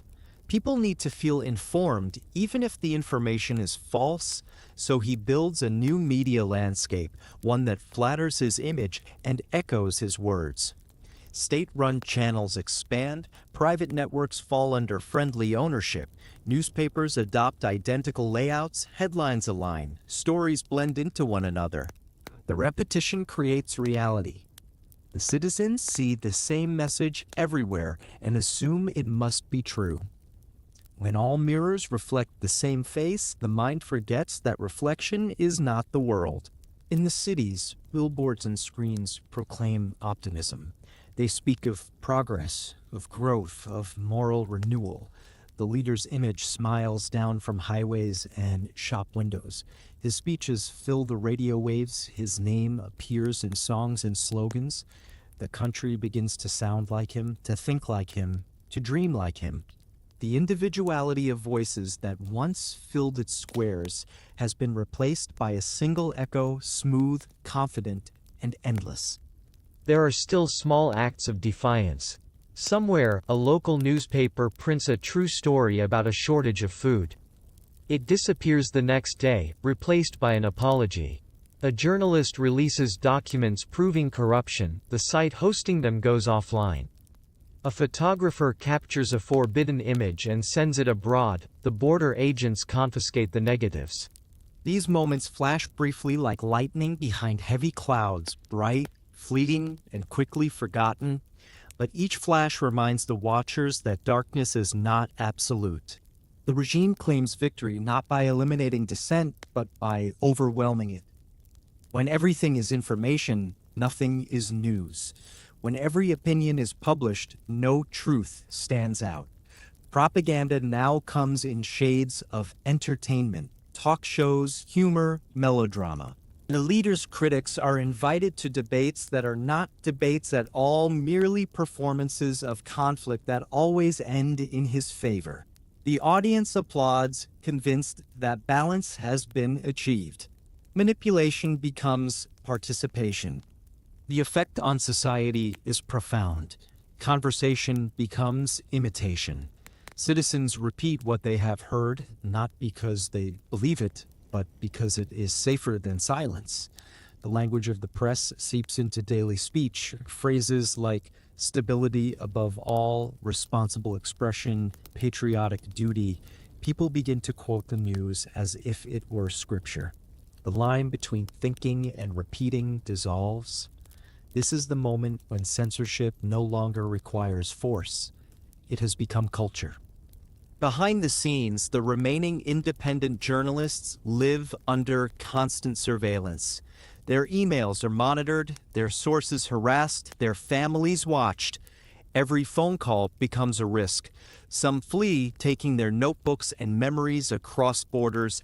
Others stay, convinced that their absence would be a greater gift to tyranny than their silence. They write cautiously, embedding truth between the lines, trusting their readers to hear what cannot be said aloud.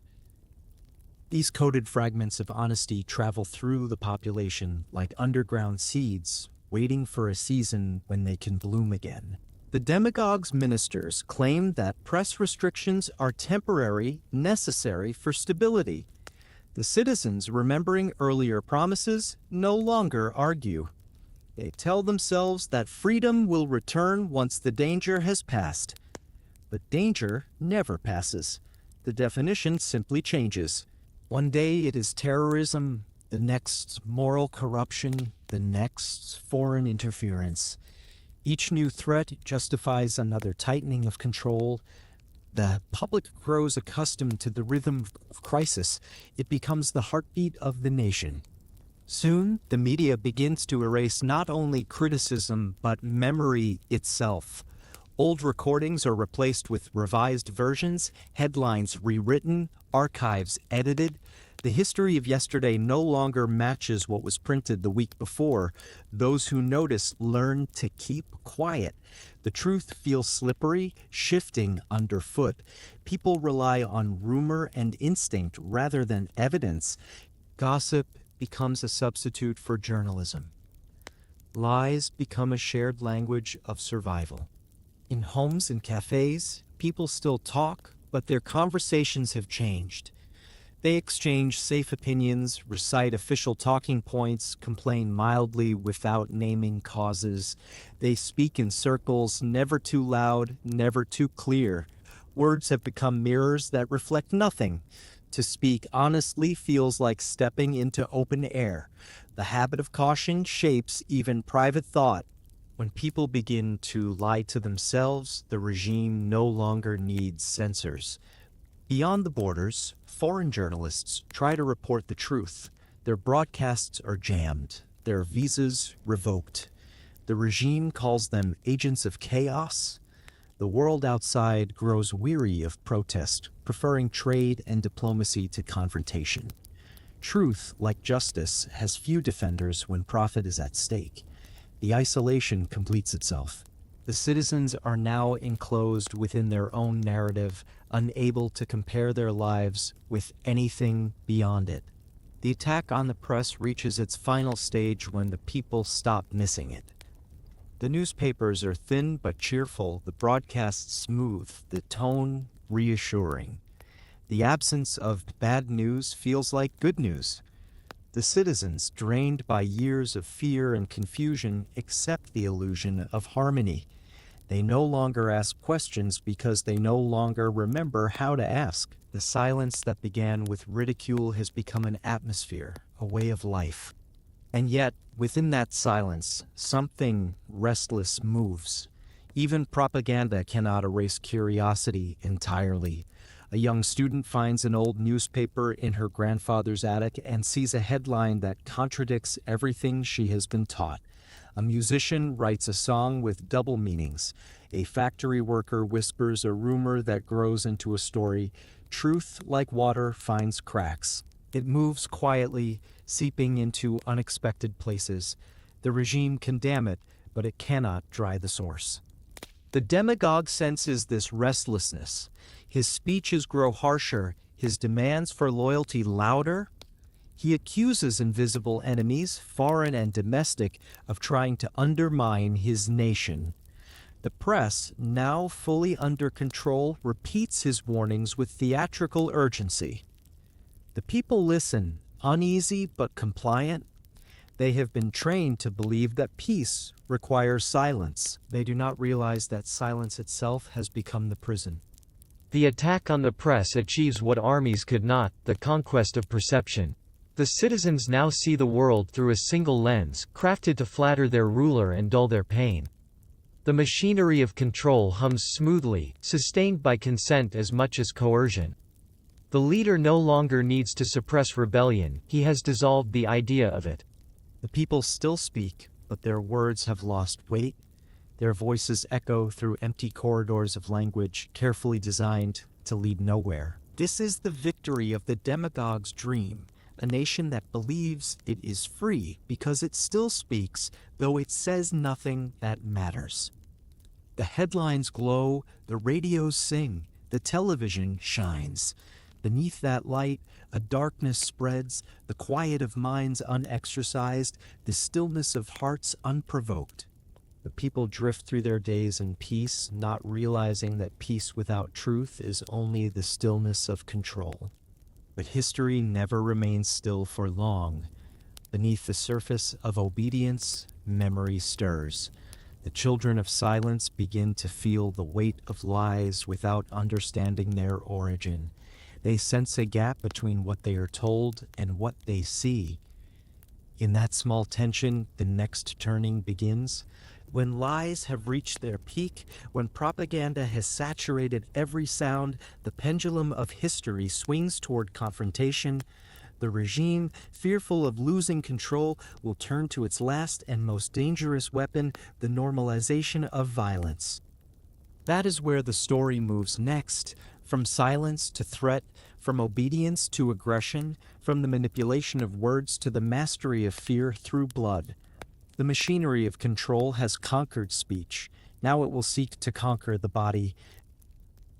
Part 8. The Normalization of Violence. Violence does not erupt all at once. It seeps into life quietly, like rain finding cracks in a roof. At first, it comes disguised, a brief clash at a protest, a police raid at dawn, a man dragged from his doorway under the pretext of questioning. The citizens hear of it but do not see it.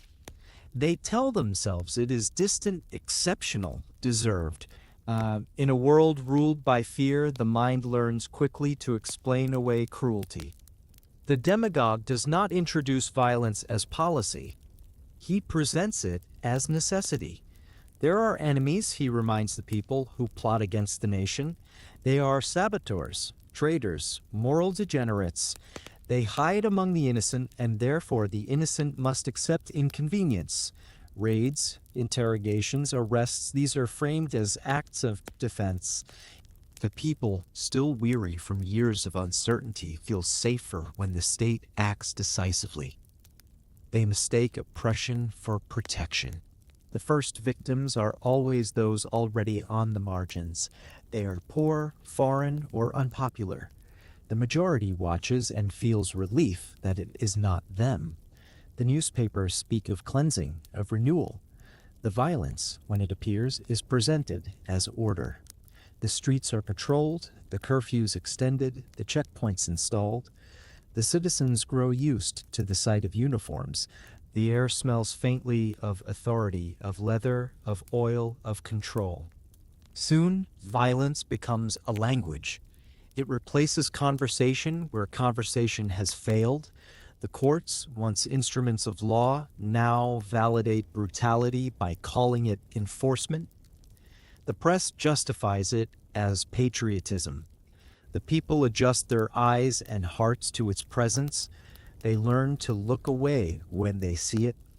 Looking away becomes a reflex, a habit of survival. They tell themselves they do not agree, but they do not intervene. History shows that every dictatorship eventually discovers the convenience of cruelty. It is faster than persuasion, cheaper than reform, and infinitely easier than compromise. The demagogue uses it sparingly at first, like a craftsman testing his tools. Each act of violence measures the nation's tolerance. A public beating here, an execution there, a prison filled quietly overnight. When outrage fails to appear, the limits are erased. The streets grow quieter. The people begin to move differently, speak differently. They carry their bodies as if under watch, even when alone. The fear of physical harm changes posture, changes tone, changes thought. It seeps into every interaction. A joke becomes dangerous. A complaint becomes subversion. The citizens learn the choreography of caution, how to pause, how to lower the eyes, how to nod when the soldier passes. Violence, when sustained, becomes invisible. It shifts from spectacle to background. The people hear it in the distance, the thud of boots, the siren in the night, and incorporate it into their sense of normality. Mothers rock their children back to sleep after the noises fade. Shopkeepers open their stores as the trucks pass. Life continues, narrower and dimmer, but still life. The system thrives on that continuation. It does not want to stop life, only to define its boundaries. The demagogue insists that his use of force is humane. He speaks of discipline, not punishment. He claims that the state intervenes only to maintain peace. When critics mention disappearances, he calls them exaggerations. When families plead for answers, he reminds them of the sacrifices necessary for national stability. The machinery of fear becomes flesh and blood, the arresting hand, the rifle, the cell door closing with a metallic sigh. In time, the population begins to internalize the logic of violence. They learn to justify it before being asked to. They say, the man must have done something wrong. They say, it is better to lose one than to risk all. They say, at least the trains run on time, the markets stay open, the streets are clean. They comfort themselves with order. They forget that order built on fear is only silence rearranged into obedience. The regime, confident in its control, expands its definition of the enemy. What began as punishment for dissent becomes correction for difference. Minorities are targeted, intellectuals accused, artists questioned. The police arrive not just for those who act, but for those who think. The people who once applauded begin to feel uneasy, but they speak no warning. They have learned that pity is a dangerous emotion. Compassion is contagious. The state prefers immunity. In cities across the country, new facilities appear, not secret, but discreet. The newspapers call them re-education centers, rehabilitation homes, security compounds. They are places where citizens are helped to rediscover loyalty. No one visits voluntarily, and few return unchanged. The guards are young, their faces blank with discipline. They tell themselves they are serving the nation, correcting those who strayed. They sleep poorly but obey orders without question. Fear, after all, lives in them too. Outside, the population grows quiet and compliant. Teachers remove books from shelves. Clergy omit passages from sermons. Doctors fill out reports that serve the state instead of their patients. Violence radiates outward through routine, no longer needing direct command. The society under pressure does not collapse, it solidifies.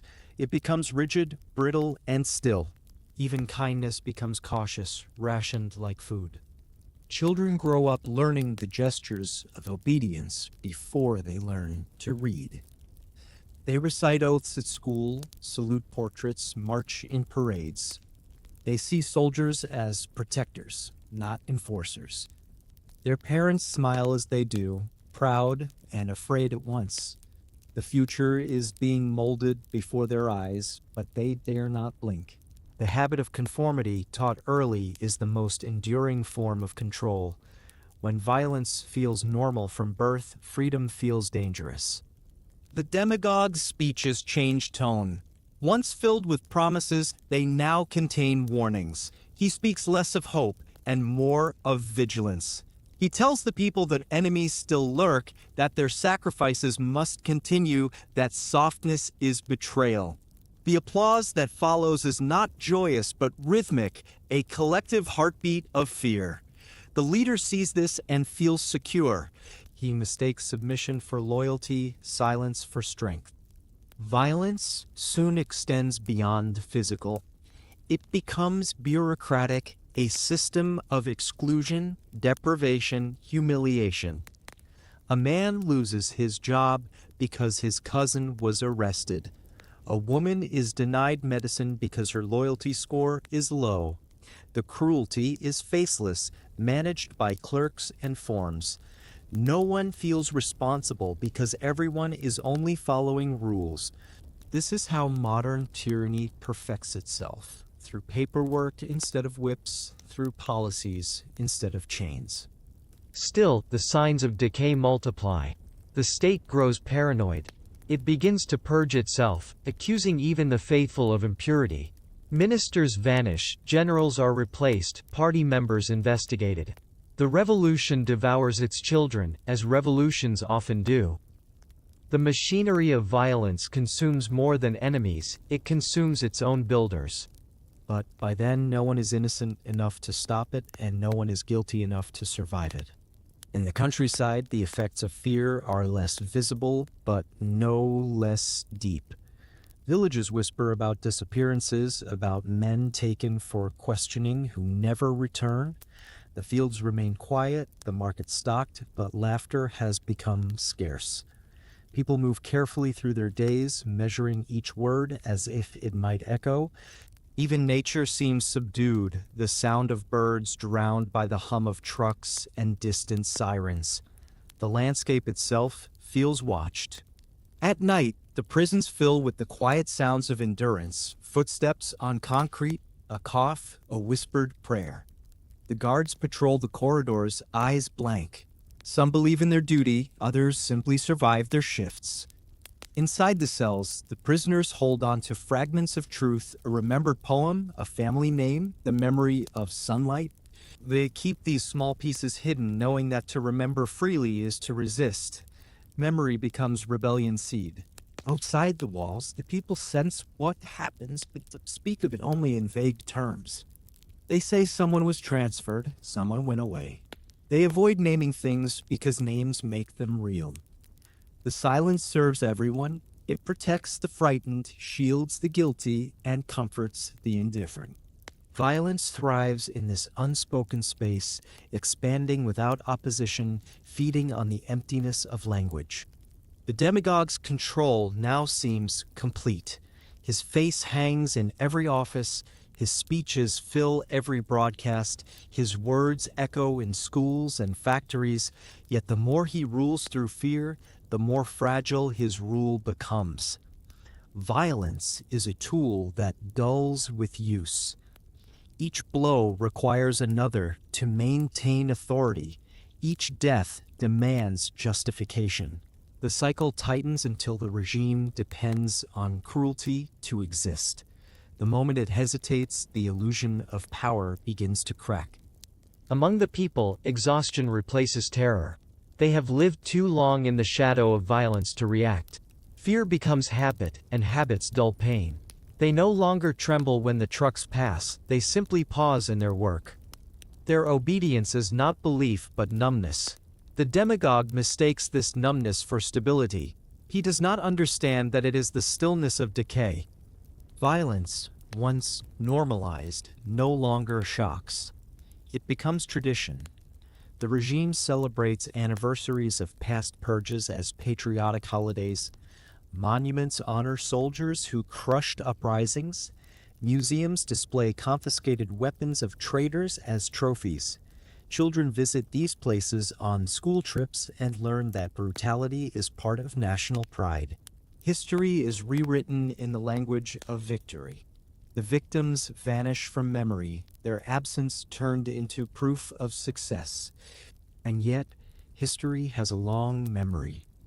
Beneath the layers of obedience, conscience stirs. Soldiers begin to question orders in secret. Bureaucrats hesitate before stamping certain papers. Citizens start to recognize familiar faces among the condemned. The boundaries between safety and guilt blur. The machinery of violence, once efficient, begins to falter under the weight of its own lies. It cannot distinguish loyalty from fear, and without that distinction, it loses control. When violence becomes normal, it also becomes meaningless. The people stop caring whom it targets. The regime can no longer use it to inspire obedience, it can only maintain inertia. The same terror that once bound the population now isolates them from one another. Trust collapses completely. A society without trust cannot last, no matter how tightly it is ruled. It rots from within.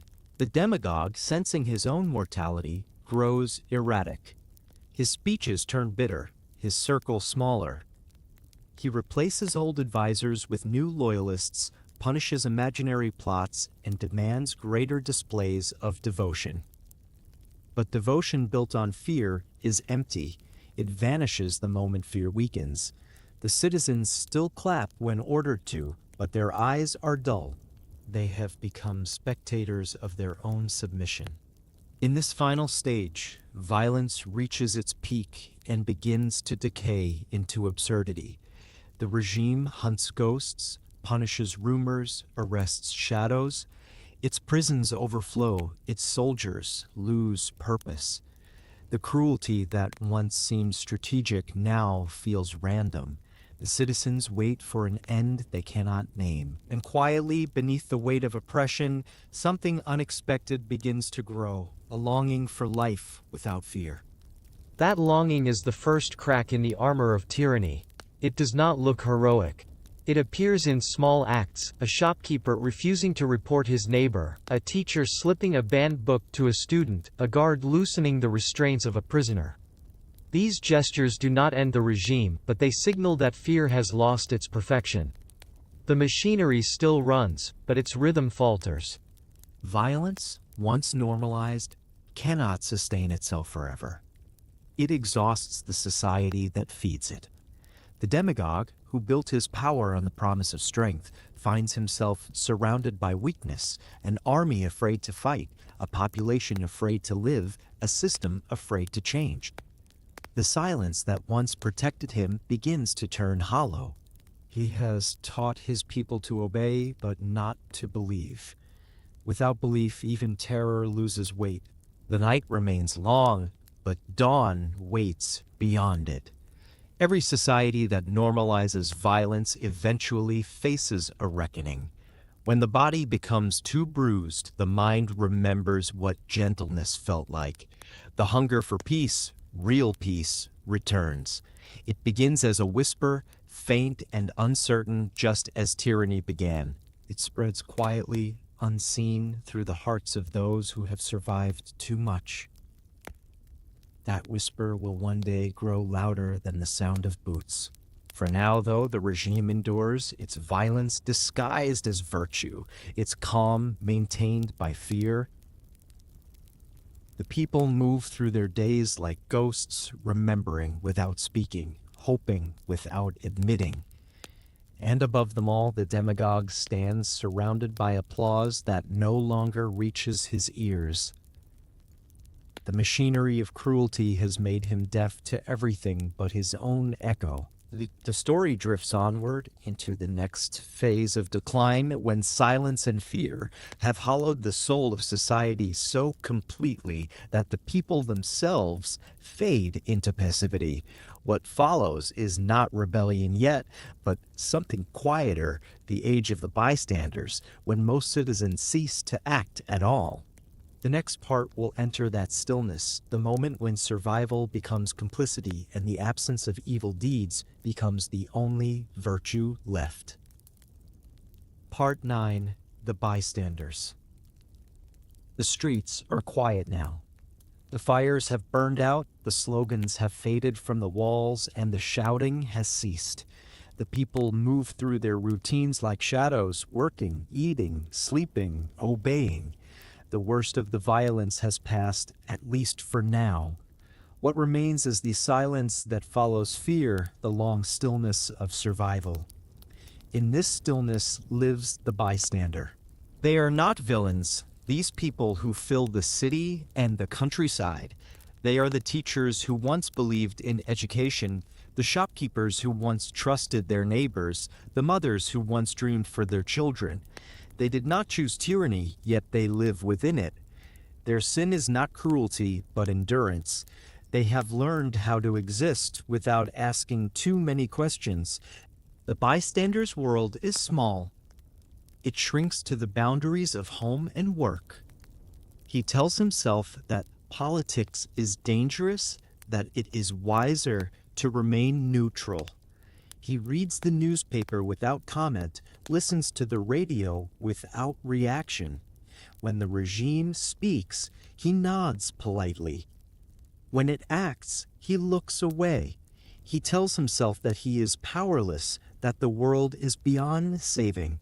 He does not realize that every silence, every shrug, every small act of avoidance is a contribution, a grain of sand that builds the wall between truth and courage.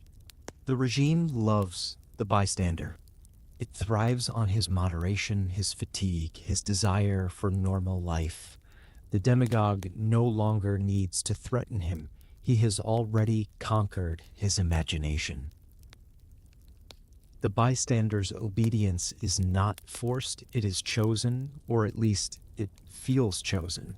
He tells himself that he is simply trying to survive, that he is not responsible for what he cannot control. He says, I am only one person. He says, I have a family to protect. He says, what difference could I make? There is truth in his reasoning. The cost of resistance is real. Those who speak out vanish, those who act suffer. To defy power is to risk everything. And so he waits.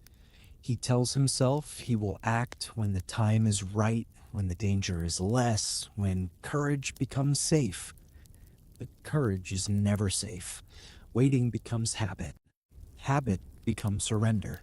History is filled with bystanders.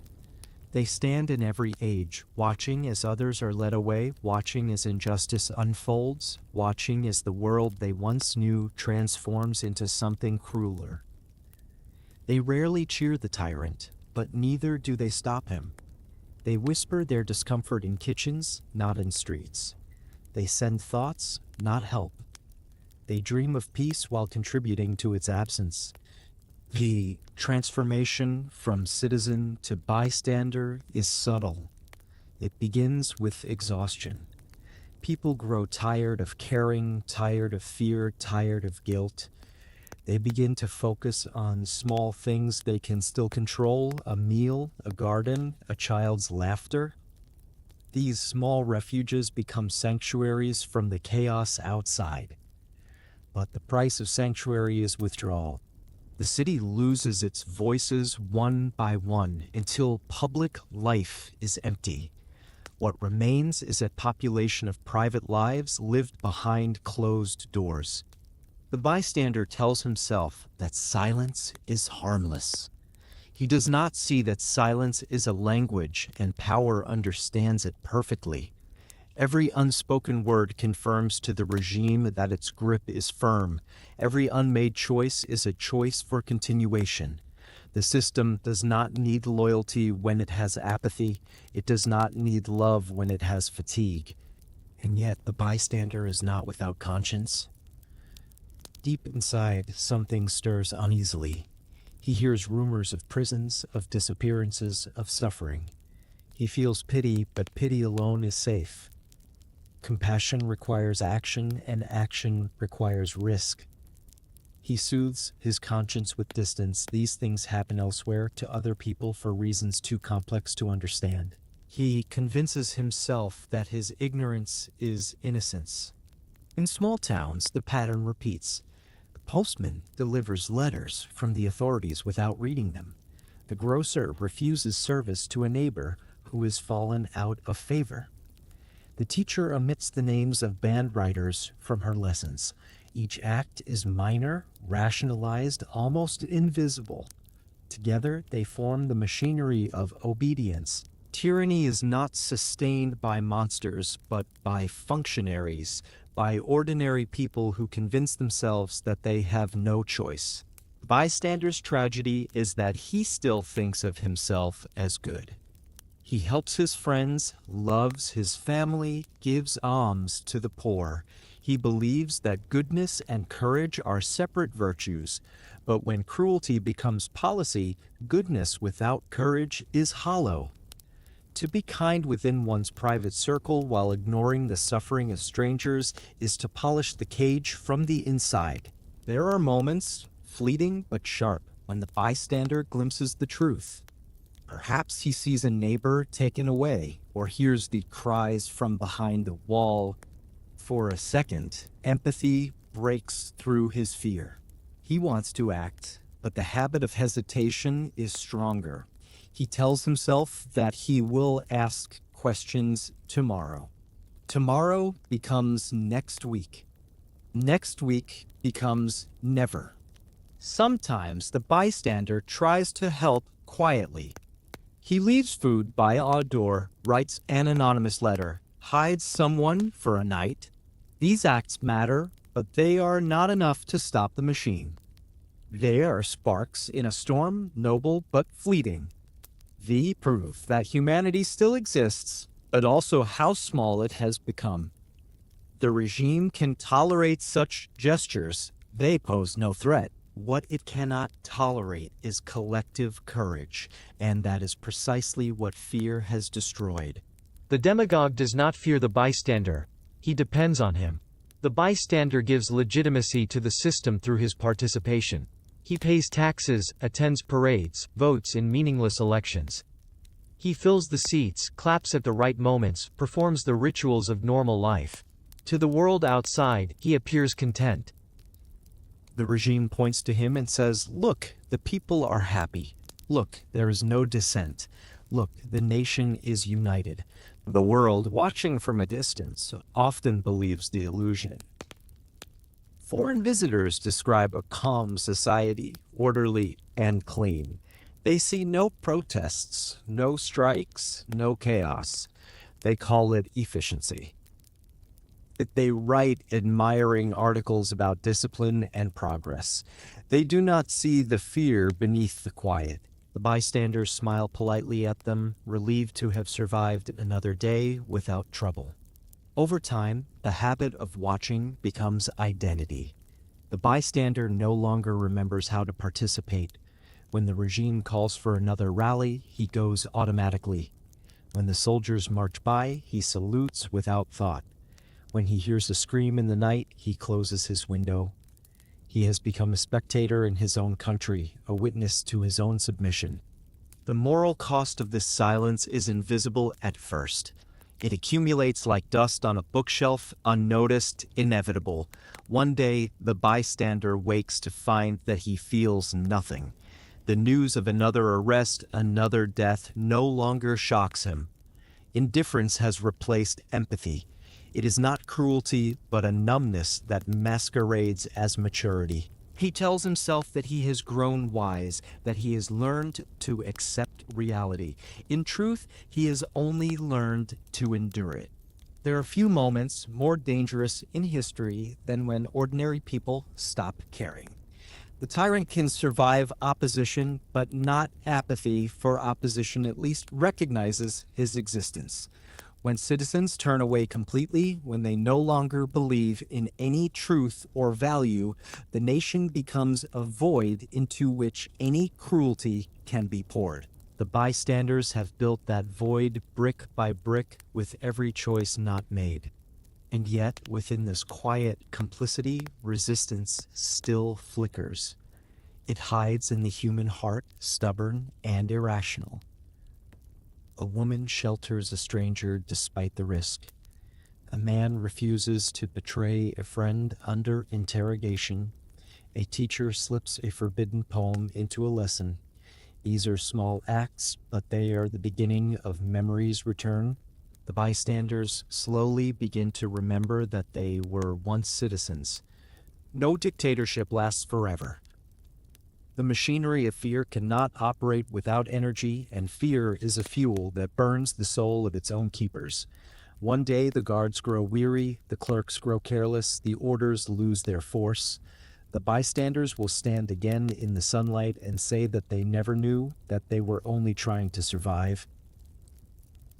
And in a sense, they will be telling the truth. They survived by not knowing. They endured by not feeling. They mistook endurance for innocence. When the regime finally falls, and it will, the bystanders will look at the ruins and wonder how it happened. They will blame the leader, the soldiers, the fanatics. Few will blame themselves. History will record their silence in numbers, not in names. But the quiet complicity of millions will echo louder than the speeches of tyrants. The world will whisper again the oldest question of all: how could they have let it happen? The answer is simple and unbearable. They let it happen one day at a time, one hesitation at a time, one small surrender after another. They called it peace, they called it order, they called it normal life. And by the time they realized what they had accepted, there was no one left to refuse it. Yet even this is not the end. From the stillness of the bystanders, from their buried guilt and weary hearts, new courage can grow. Every era of submission produces its generation of awakening. The children of silence will look around and see the emptiness their parents built, and they will ask questions again. Questions are the first sound of freedom. For now, the world remains hushed, heavy with the weight of its watchers.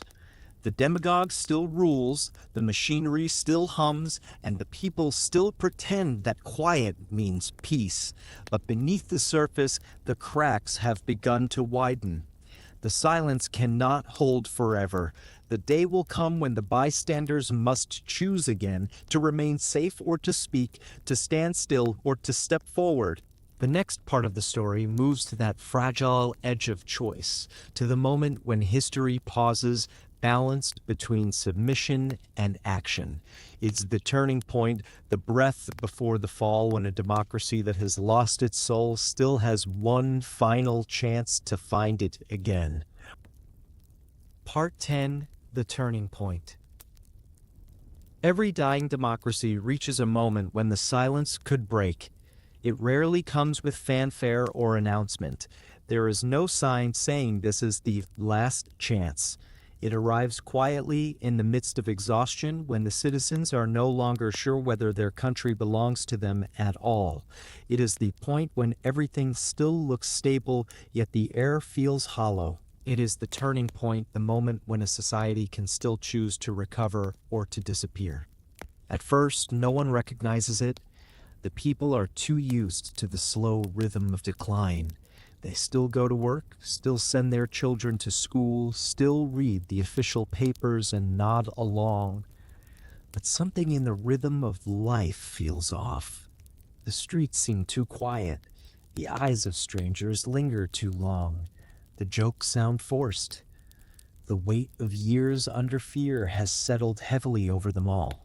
Beneath that weight, a thought begins to stir. Perhaps this cannot go on forever. The demagogue feels it too. He senses restlessness in the crowds, questions in the whispers, hesitation in the applause. He tightens his grip. The speeches grow longer, the parades more frequent, the surveillance stricter. He surrounds himself with more loyal guards, more flattering advisors. His smile becomes harder, his eyes more watchful. Power, once effortless, now demands constant maintenance. The turning point is dangerous not only for the people, but for him as well. He knows that a single spark could ignite what fear has merely contained. The spark often comes from an unexpected place, a scandal, a death, a speech, an accident. Sometimes it is a small act of honesty that exposes the magnitude of deceit. Sometimes it is a tragedy that reveals the cost of silence. In one country, it might be the death of a student during a protest. In another, the leak of documents proving corruption. In another, a workers' strike that spreads faster than expected. Whatever form it takes, it pierces the illusion of normality. But the people begin to see the cracks. At first, the reaction is confusion. The bystanders who once avoided politics find themselves talking again. Conversations grow sharper, rumors faster. The official media tries to suppress the story, but the truth, once uncovered, is contagious. It travels quietly, person to person, heart to heart. The fog begins to lift, and with it comes the unbearable brightness of recognition. The citizens see what they have become, a nation of watchers, not participants, of survivors, not citizens. Shame mingles with anger. Fear begins to lose its perfection. The regime responds the only way it knows how, with denial. It calls the revelations lies, foreign propaganda, exaggeration. It organizes rallies to display loyalty. It arrests those who speak too loudly. But the old fear no longer works as well as it used to. The people have already crossed a line within themselves. Once disbelief begins, it spreads faster than belief ever did. Each new act of repression proves the accusations true. Each attempt to silence protest confirms its necessity. The demagogue once adored begins to look smaller in his grand speeches. The applause falters. Still, the moment remains fragile. Most citizens do not yet know what to do with their awakening. They have lived too long in caution to act recklessly now. They whisper but do not shout. They hesitate between hope and fear. The turning point is not a revolution, it is a trembling. It is the collective intake of breath before the choice. In history, such moments have appeared many times. The last years of the Roman Republic were filled with them, chances to curb Caesar's ambition to restore balance. Each time, the senators hesitated, unwilling to risk comfort for principle. In the Weimar Republic, politicians might have united against extremism before it consumed them, but they were too divided, too afraid of compromise. In Chile, the generals could have defended their constitution instead of their positions. In every case, the turning point passed unnoticed until it was gone. The tragedy of these moments is their quietness. They do not feel like choices at the time. They feel like ordinary days. A parliament passes one more emergency law. A newspaper closes one more edition. A teacher removes one more chapter from a textbook. Each act feels small, yet together they tip the balance. Democracies rarely fall by decision, they fall by default. And yet there are also times when the turn goes the other way, when enough people, weary of fear, choose differently. They may not even coordinate or plan. They simply refuse one by one to keep pretending. A soldier refuses to fire. A judge issues a fair verdict despite pressure. A journalist prints a forbidden story. A crowd gathers not because it was called, but because it feels inevitable. The demagogue's machinery, designed to control behavior, cannot control conscience. When conscience moves, even quietly, power trembles. The turning point is not a single act, but a change in temperature, a shift in what people will tolerate. Once they stop believing that fear guarantees safety, the regime's strength begins to melt. The slogans lose their magic, the symbols their awe. The citizens rediscover their own weight. It is like waking from a long sleep and remembering that one has hands. But awakening brings danger as well as hope. The demagogue will not surrender easily. He will interpret hesitation as conspiracy, dissent as treason. He will tighten control in the name of saving the nation from chaos. History is full of final crackdowns, desperate efforts to stop the inevitable. Tanks in the streets, soldiers at the borders, midnight arrests. He believes that force can restore obedience, not realizing that obedience without belief is already broken. Some regimes succeed in crushing the first wave of awakening. Others collapse under their own weight. The outcome depends on timing, on luck, on courage, but always the choice exists, whether taken or missed. It belongs not to the leader, but to the led. The bystanders, once silent, begin to feel the cost of their quiet. They see friends disappear, see neighbors suffer, see the hollowness of their own comfort. Guilt becomes unbearable. Some act out of remorse, others out of necessity. Movements form, scattered and fragile at first, united only by refusal. In the factories, in universities, in churches, people begin to meet again, rediscovering the art of conversation. They speak softly at first, but every whisper contains more power than the loudest propaganda. The turning point is the most dangerous stage for any society because it combines awakening with uncertainty. The people have learned to doubt the tyrant, but not yet to trust one another. They know what they oppose, but not what they seek. Fear still lingers, ready to return. Revolutions often stumble here, between recognition and resolution, between the idea of freedom and its practice. The habit of obedience is hard to break, yet even hesitation has meaning. The act of doubt itself is an act of courage. In a world built on lies, asking questions is rebellion. Each time a citizen says, "I don't believe that," the foundation of tyranny shakes. The demagogue's greatest fear is not violence but indifference, the moment when people stop listening to him entirely. When he speaks and hears only silence, he knows his power is ending. For those who awaken early, the choice is clear but painful. To act is to risk everything, to wait is to watch the world collapse. Many still choose to wait. Some hope the system will reform itself, that moderation will return. Others are paralyzed by uncertainty. They have lived too long inside obedience to know what freedom feels like. But among them, a few cannot return to silence. They are the first to step forward, the first to be punished, the first to remind the others what dignity looks like. Their sacrifice lights the path. History moves slowly at first, then all at once. The turning point is the slow part, the build-up, the gathering of will.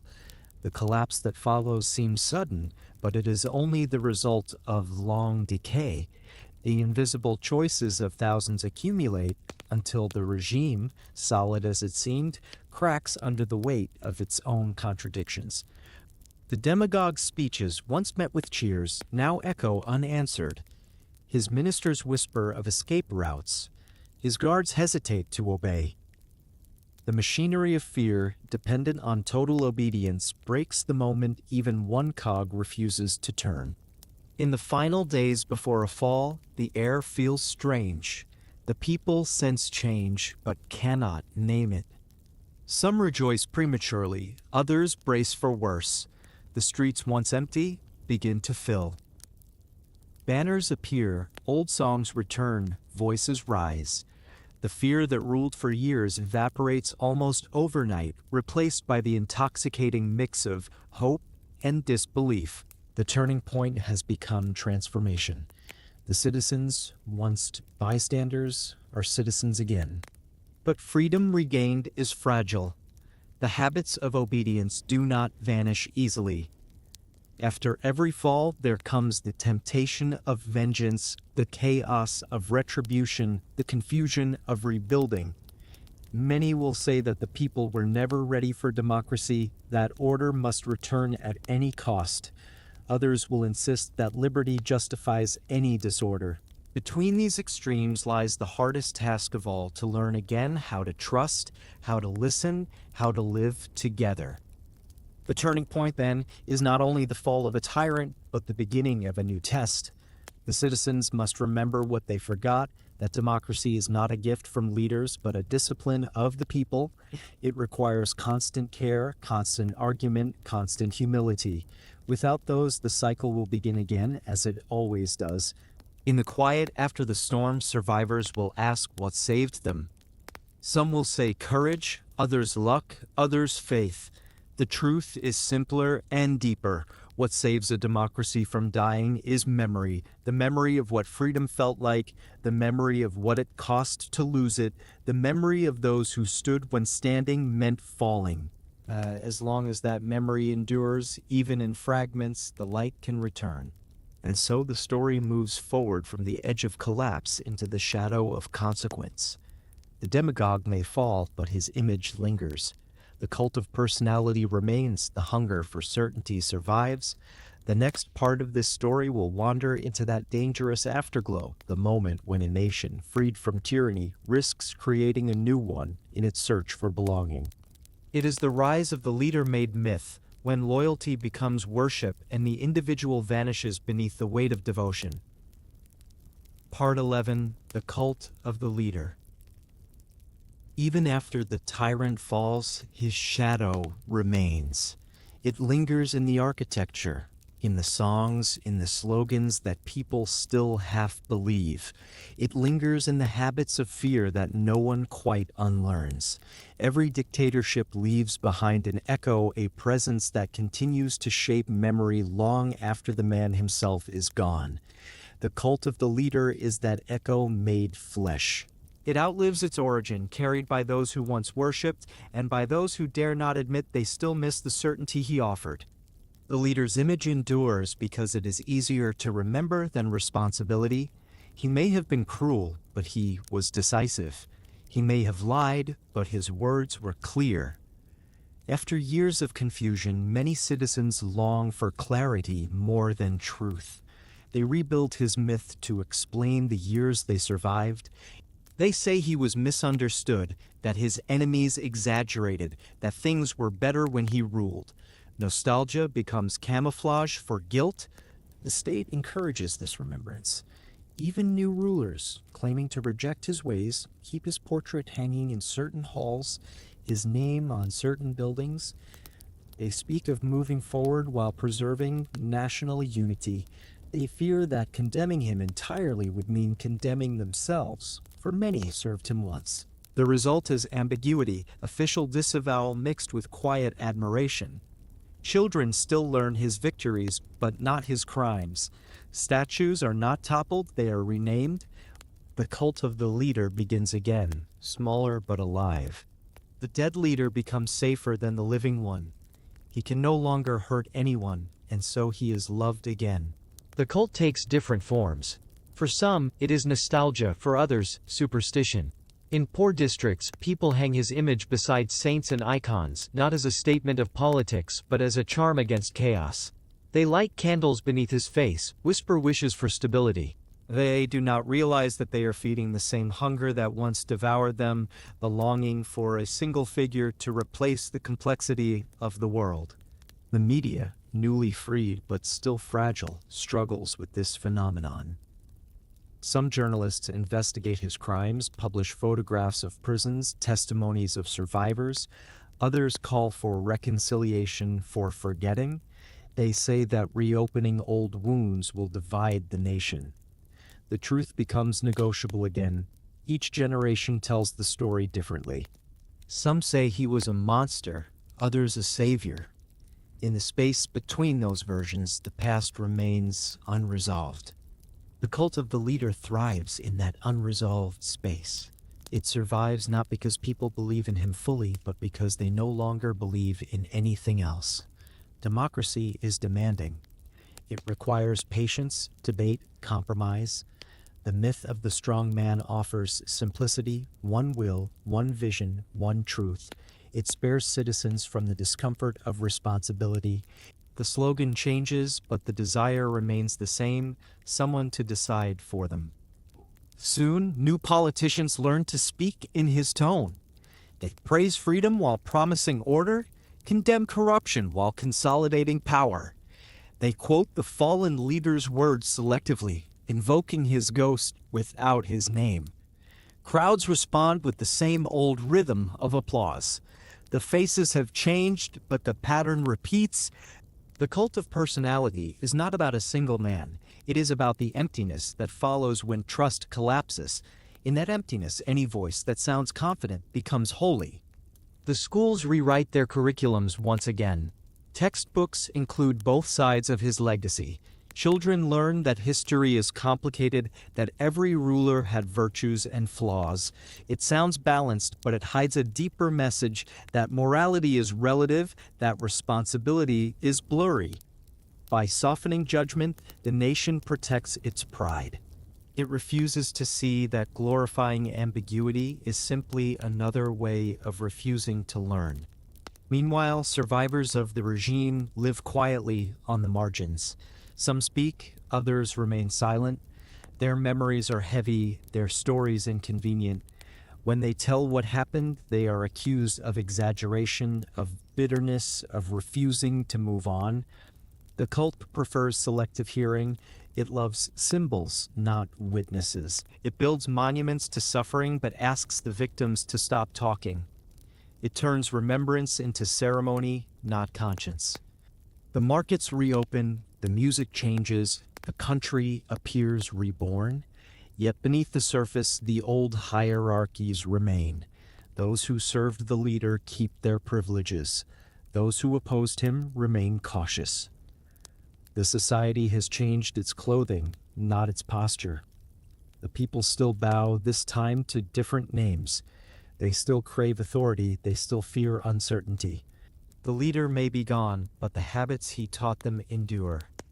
Over time, his legend grows cleaner. The crimes fade from memory, the rhetoric from his speeches becomes poetry. Museums display his belongings, documentaries praise his genius. The young, born after his death, see him not as a tyrant, but as a mystery. They wear shirts with his image, use his quotes out of context. For them, he is no longer a man, but an aesthetic, a symbol of rebellion, strength, defiance. They do not see the prisons behind the smile, the fear behind the slogans. Myth is easier to inherit than truth. The cult of the leader is not merely nostalgia, it is a failure of healing. A society that cannot confront its pain will romanticize it. The people who once trembled now remember their trembling as unity. The shortages become sacrifice. The silence becomes dignity. The trauma transforms into pride.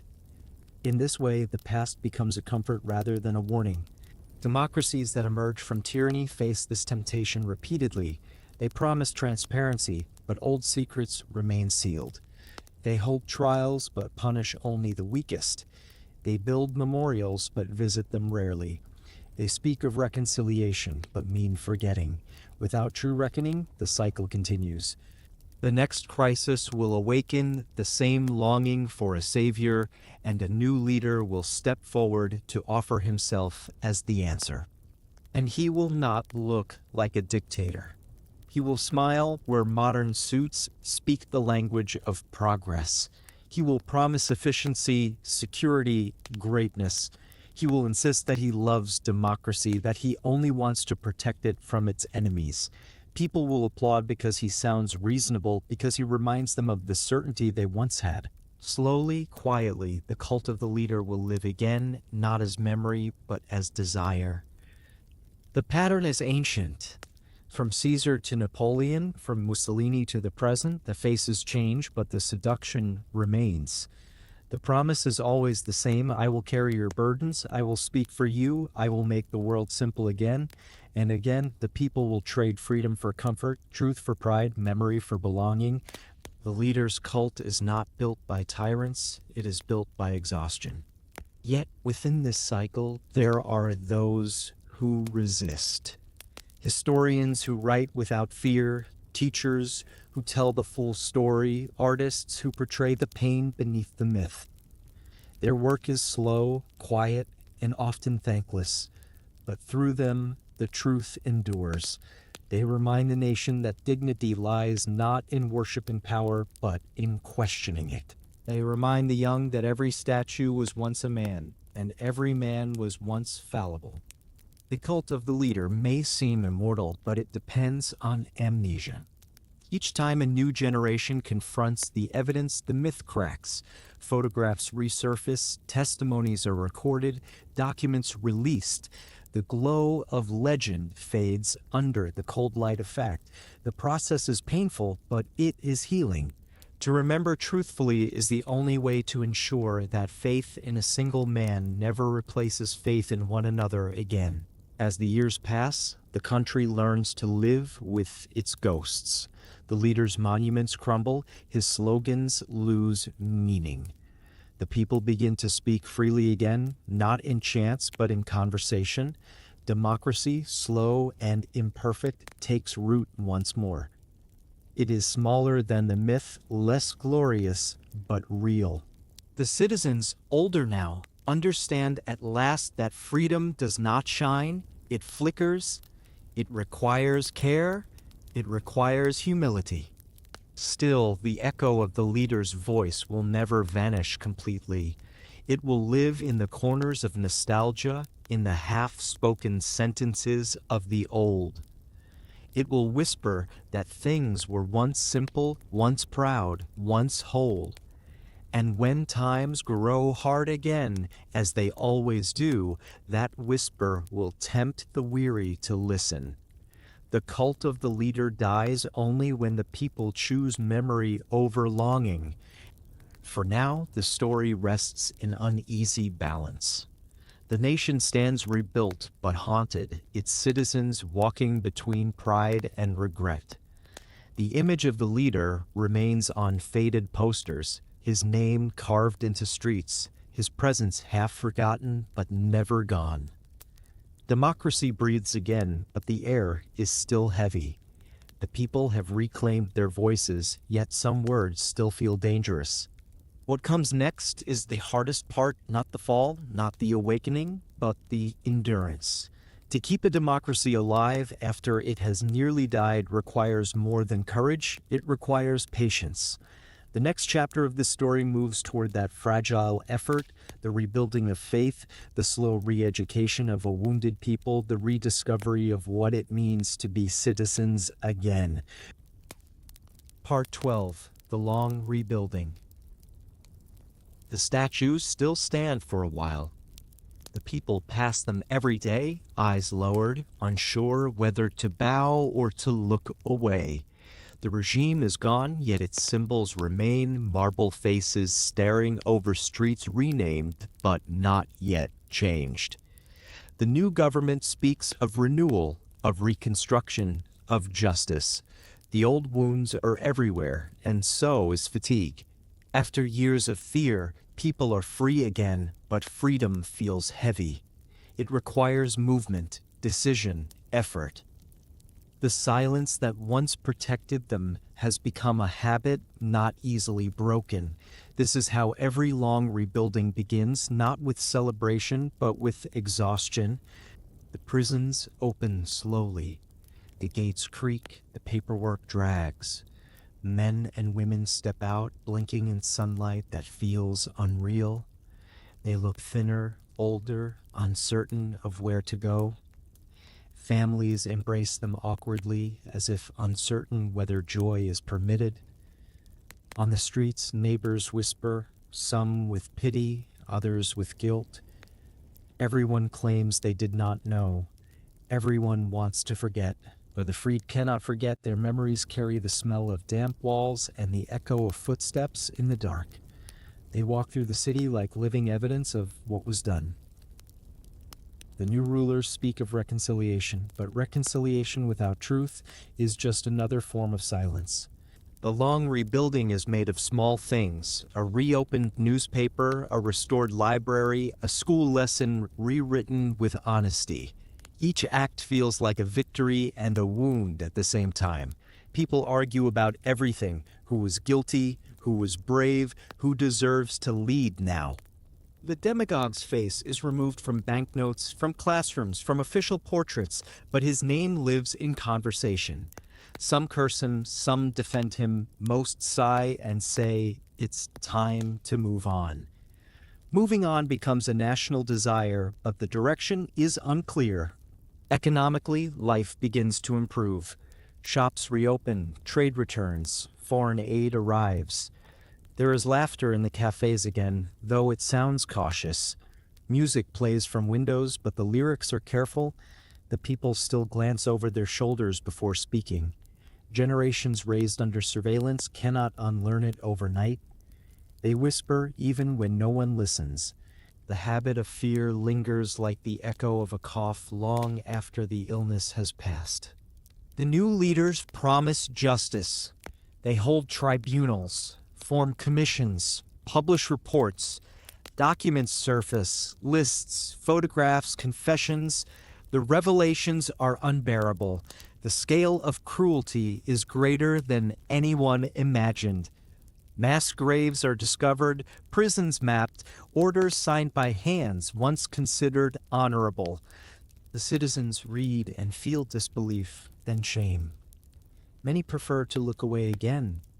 The past is a mirror they are not ready to face. They speak of unity instead of truth. But unity built on denial is only the calm before another storm. The survivors testify in courtrooms that still smell of old power.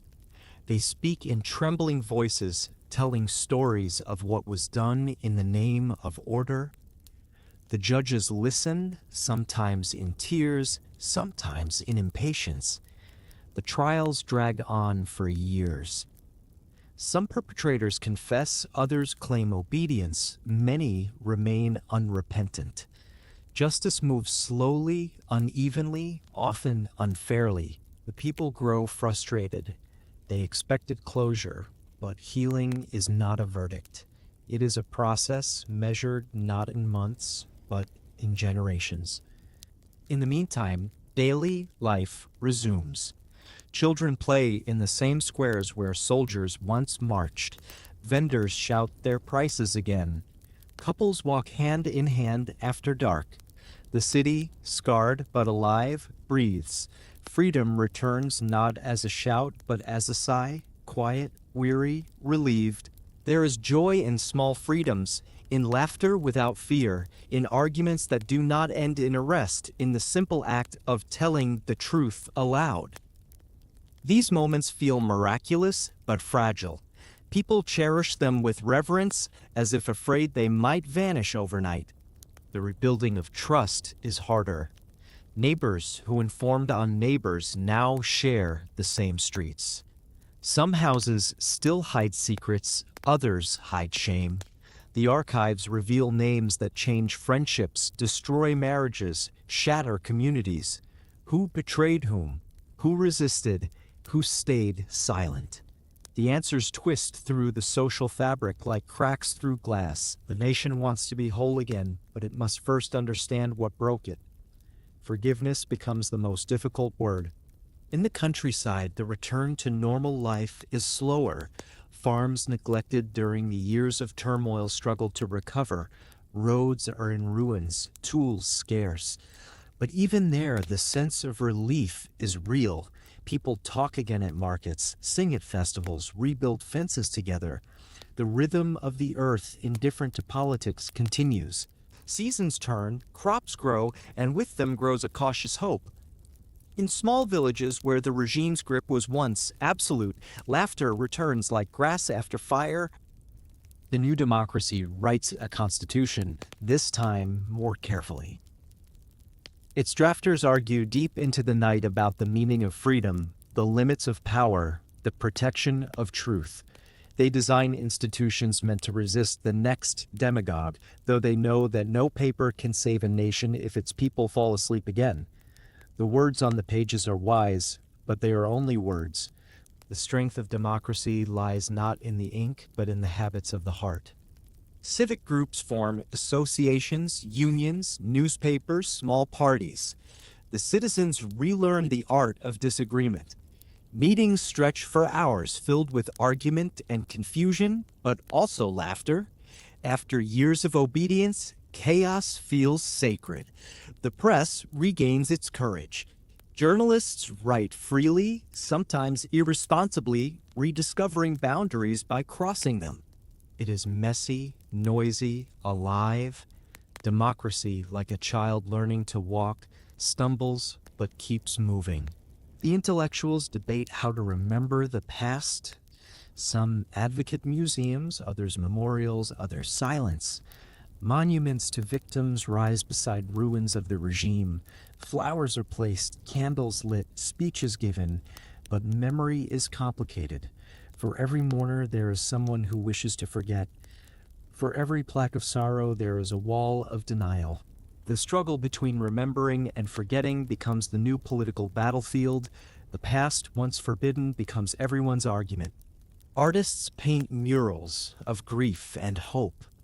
Writers publish novels that had long been hidden in drawers. Songs banned for decades fill the airwaves. The culture reawakens, not with propaganda, but with honesty. It is uneven, sometimes raw, but genuine. Art becomes the nation's conscience, reminding citizens of what they endured and what they must guard against. Through music and poetry, they begin to feel again, something the regime had nearly destroyed. The young grow restless in a different way. They did not experience the terror firsthand, and they resent being defined by their parents' fear. They speak of change, of modernization, of leaving the past behind. The older generation, cautious and scarred, worries that forgetting will lead to repetition. Between them lies the central tension of rebuilding, how to move forward without erasing what must be remembered. Every democracy after tyranny walks that narrow bridge. Corruption returns, as it always does. Power attracts opportunists, scandals erupt, trust falters. The people sigh, disillusioned, muttering that perhaps nothing truly changes. But this disappointment, bitter as it feels, is also proof of life. In a dictatorship, corruption was invisible because it was normal. In democracy, it is scandal because the people can speak. The ability to complain, to demand, to hope, that is the true sign of recovery. Still, fatigue sets in. Freedom requires attention, and attention is hard work. The citizens who once marched for change now long for stability. They complain that politics is noisy, that democracy is slow. Some begin to whisper again about strong leadership, about the need for unity, about the inefficiency of debate. The same words that once justified tyranny find new listeners. The cycle threatens to begin again, not through force, but through forgetfulness. The long rebuilding is not only political, it is spiritual. It asks people to believe in one another after years of betrayal, to trust institutions that once betrayed them, to speak truth even when it hurts. It demands patience in a world eager for simplicity. Democracy is not the end of the journey but the beginning of a discipline. It must be practiced daily, in conversation, in compassion, in courage. Foreign nations watch this fragile recovery with interest. Some offer aid, others advice, a few interference. They congratulate themselves on the country's progress, unaware that true rebuilding cannot be imported. It must grow from within, from the quiet decision of millions to live honestly again. The outside world can help build bridges and print textbooks, but it cannot restore trust. That must be earned by each citizen, one small act at a time. Years pass. The old regime becomes history. Its monuments crumble, its architects die. New generations grow up with different heroes. The schools teach the story of the dictatorship as a warning, not a glory. The textbooks include the voices of victims, the mistakes of leaders, the courage of ordinary people. The memory of tyranny becomes education, not myth. That is the truest victory of all, not revenge, not wealth, but understanding. And yet, vigilance never ends. The seeds of decay, fear, apathy, ambition remain in the soil of every society.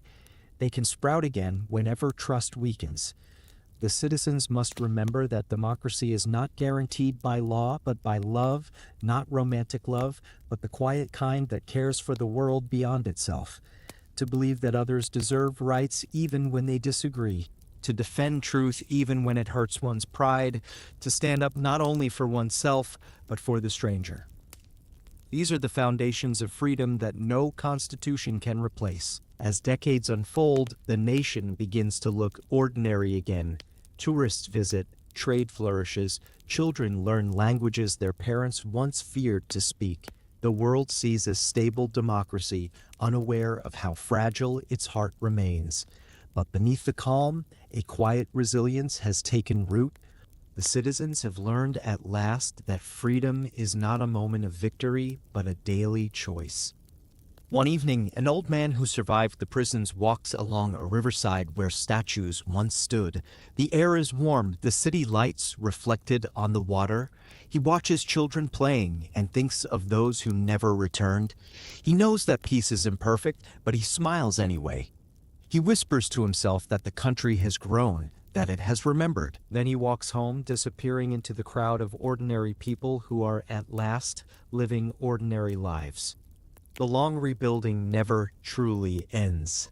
It continues as long as memory endures, as long as someone tells the story of how democracy almost died and how it was reborn.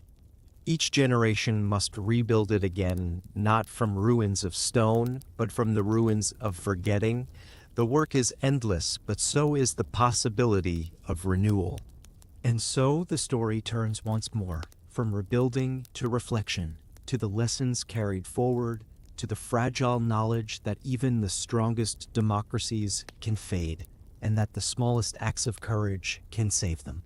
The next part of this journey moves toward that understanding, the long look backward that becomes guidance for the future, the gentle warning left for those who will inherit the world we shape.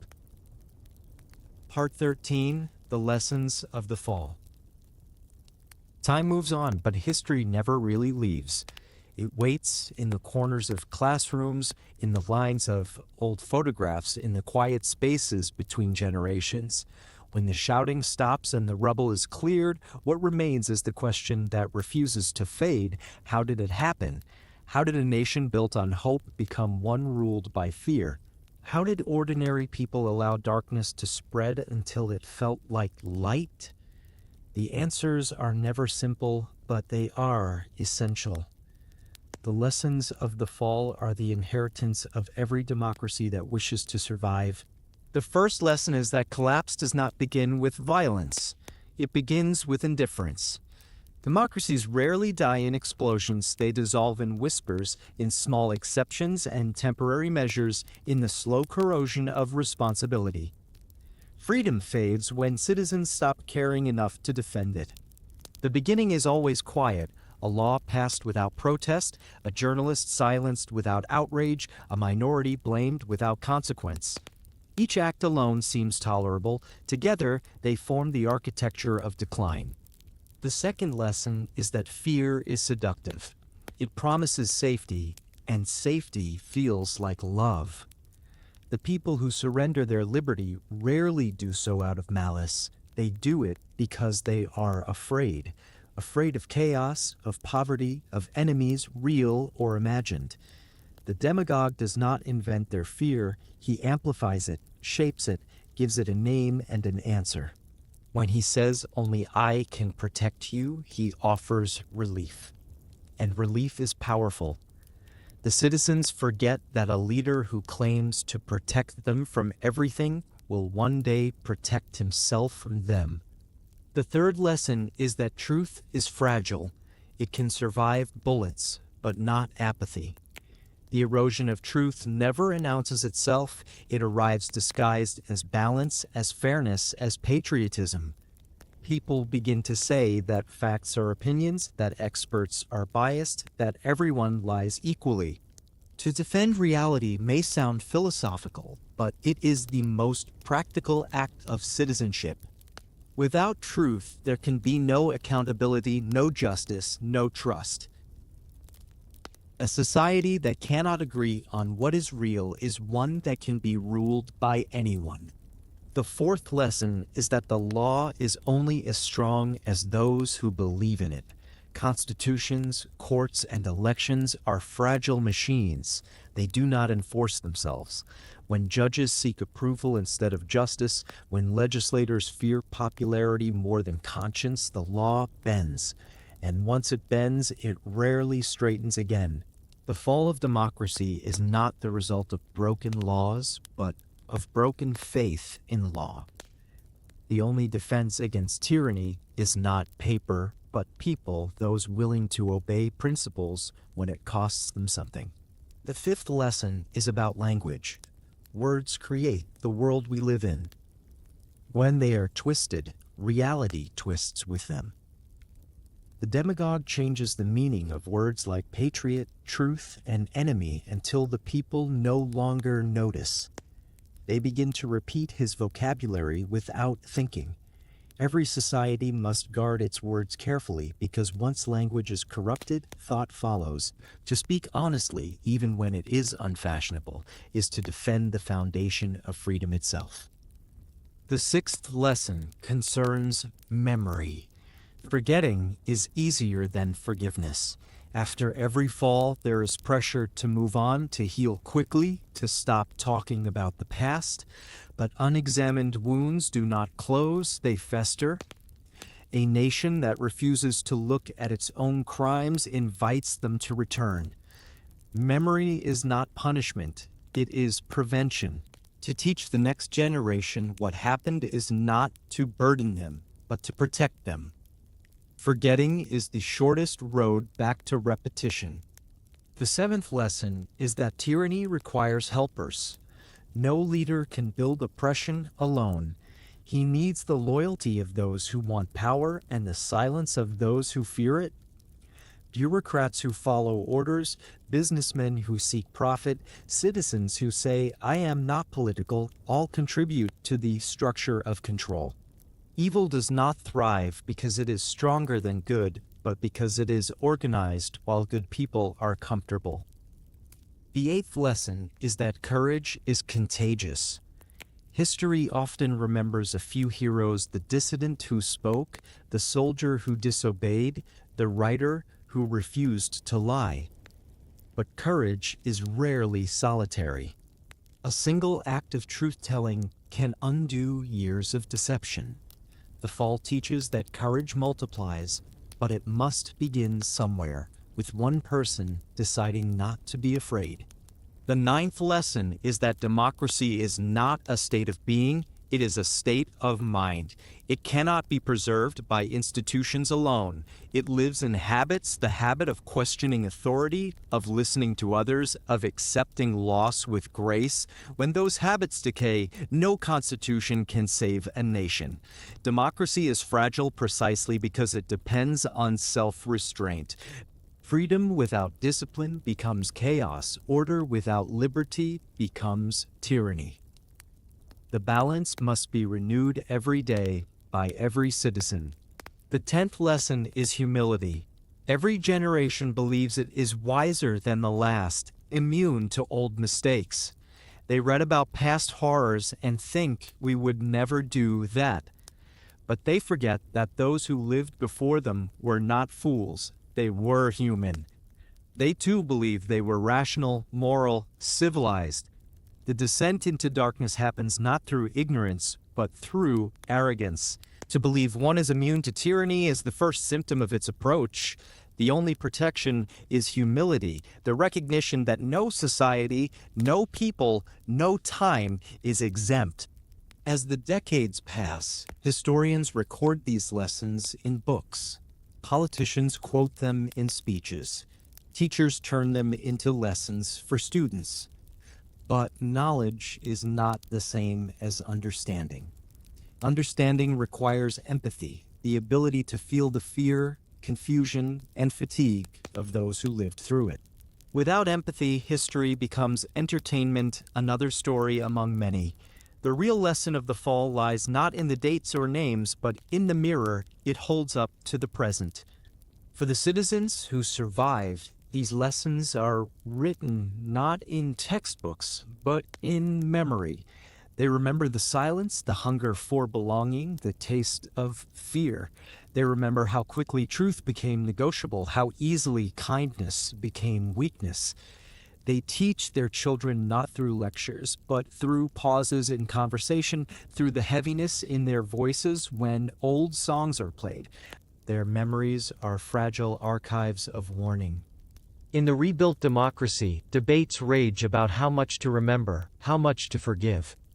Some argue that endless reflection prevents progress. Others insist that forgetting ensures regression. The truth lies somewhere in the tension between them. To live forever in guilt is paralysis. To erase guilt is blindness. The balance is to remember enough to remain vigilant and to forgive enough to remain human. The lessons of the fall are not comfortable. They demand vigilance, patience, and self-awareness. They remind citizens that liberty is not a guarantee, but a responsibility. The question is not whether tyranny will try again, it always will, but whether people will recognize its arrival next time. It rarely comes wearing the same face. Sometimes it arrives dressed in technology, in nationalism, in populism, in faith. It speaks the language of progress while dismantling the progress that made it possible. The lesson is to listen not to words, but to actions. The 11th lesson is solidarity. When power seeks to divide, unity becomes resistance. The demagogue thrives on isolation, on convincing citizens that they are alone, that no one else sees what they see. The antidote is connection, to speak, to listen, to stand together. The strength of democracy is not in unanimous agreement but in shared humanity. To hold another's hand during uncertainty is a political act. Every era of oppression begins with separation. Every renewal begins with reunion. The 12th lesson is endurance. Tyranny can end suddenly, but its aftermath lasts long. The rebuilding of faith, of honesty, of hope is slow. Many grow tired before it is complete. They say that democracy is too fragile, too chaotic, too inefficient. They forget that its fragility is its beauty. It leaves space for doubt, for growth, for forgiveness. To endure that imperfection is the highest form of strength. A society that accepts complexity without despair has already defeated the demagogue's dream. And finally, there is the 13th lesson, the most personal one. Each person, no matter how ordinary, carries a small part of the nation's fate. Democracy is not protected by parliaments alone, but by the quiet decisions made in homes and streets.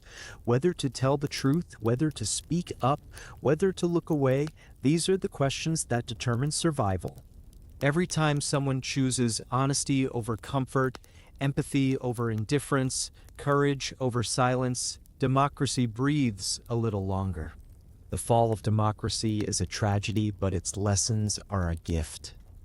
They teach that humanity is capable of both cruelty and renewal. They teach that the same hands that build prisons can build schools, that the same voices that spread lies can one day sing truth. They remind us that despair is not destiny. The ruins of the past are warnings, but also foundations. From them, something better can rise, not perfect, but wiser. Years later, when the survivors are gone and their children rule, the world will face new challenges, new temptations. The forms will differ, but the essence will remain.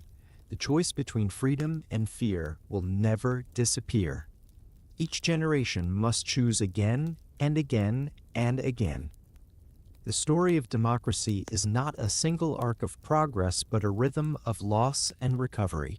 Its endurance is measured not by how often it falls, but by how often it rises. And so, as night settles over the long memory of history, the lessons of the fall whisper to those willing to hear. Beware comfort without conscience, order without justice, pride without compassion. Remember that the walls of tyranny are built not of stone, but of silence. And know that even in the darkest hour, a single voice of truth can begin to break them. The story drifts now toward its close, to reflection, to hope, to the gentle dawn that follows a long night. The final parts will gather the meaning of all that has passed, showing how memory becomes resilience and how the struggle to defend democracy is, in the end, a struggle to remain human. Part 14, Memory and Vigilance. The years pass, and the rhythm of peace becomes familiar again. Children grow up never hearing sirens at night. They study freely, travel easily, argue openly. The streets are noisy with ordinary life, markets, music, laughter, traffic. From a distance, it looks as though the shadow of tyranny has finally faded. Yet beneath this calm lies the quiet work that every democracy must do forever, the work of remembering and of remaining awake. Memory is not static. It changes with those who hold it. The generation that lived through fear remembers through scars. The next remembers through stories, and the next remembers through monuments and dates. With every passing decade, the line between memory and myth begins to blur. The danger of forgetting grows not from malice, but from time. Comfort erases vigilance more gently than propaganda ever could. The city builds a museum to commemorate the years of dictatorship. Inside its cool halls, visitors walk through rooms lined with photographs and testimonies. Voices speak softly from speakers mounted in the walls, recounting arrests, trials, disappearances. School children wander past displays of yellowed newspapers and rusted handcuffs. Some listen, some fidget. For them, it is history, distant, abstract, almost unbelievable. Their teachers remind them that these things happen here, not in some other country. The students nod politely. They believe, but they do not feel. Outside, the world moves forward.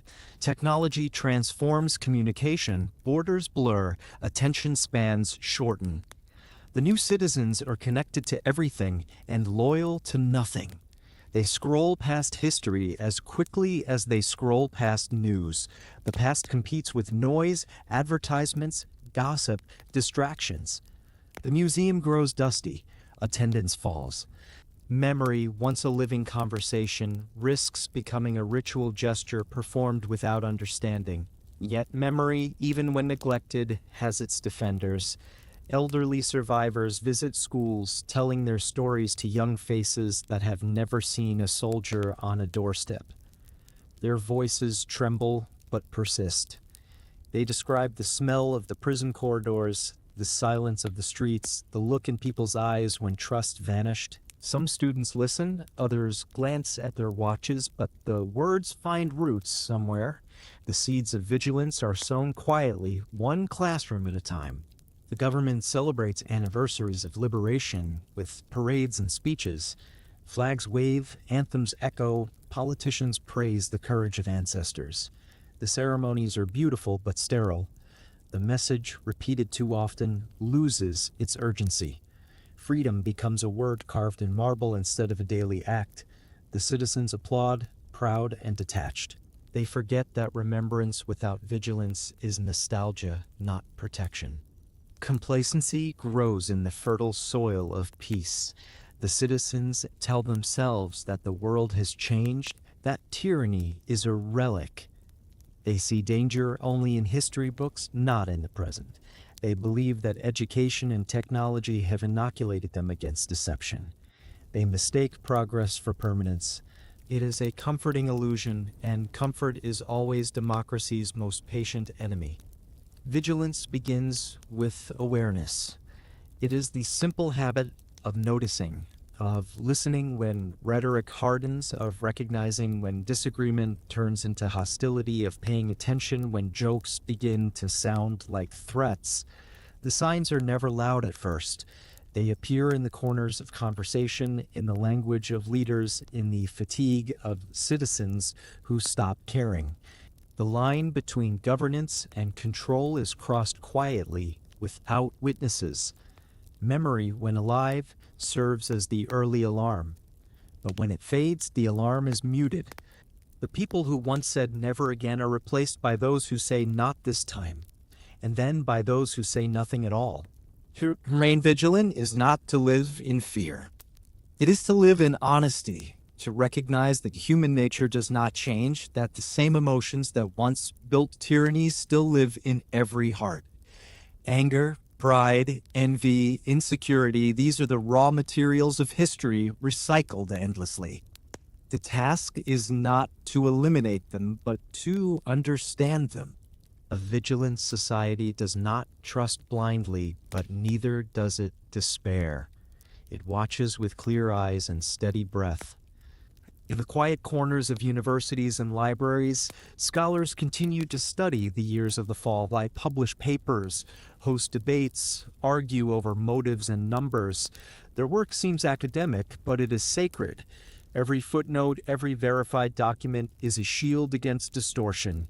The record they preserve may never interest the masses, but it is the foundation of truth. A lie cannot thrive in a world that remembers precisely. Artists play their part as well. They paint, write, compose, transforming memory into emotion once more. A play about betrayal, a film about silence, a song about courage, these reach where textbooks cannot. Art keeps empathy alive. It turns statistics back into faces. It teaches the heart what the mind forgets. Through art, memory breathes again, and vigilance awakens quietly in those who listen.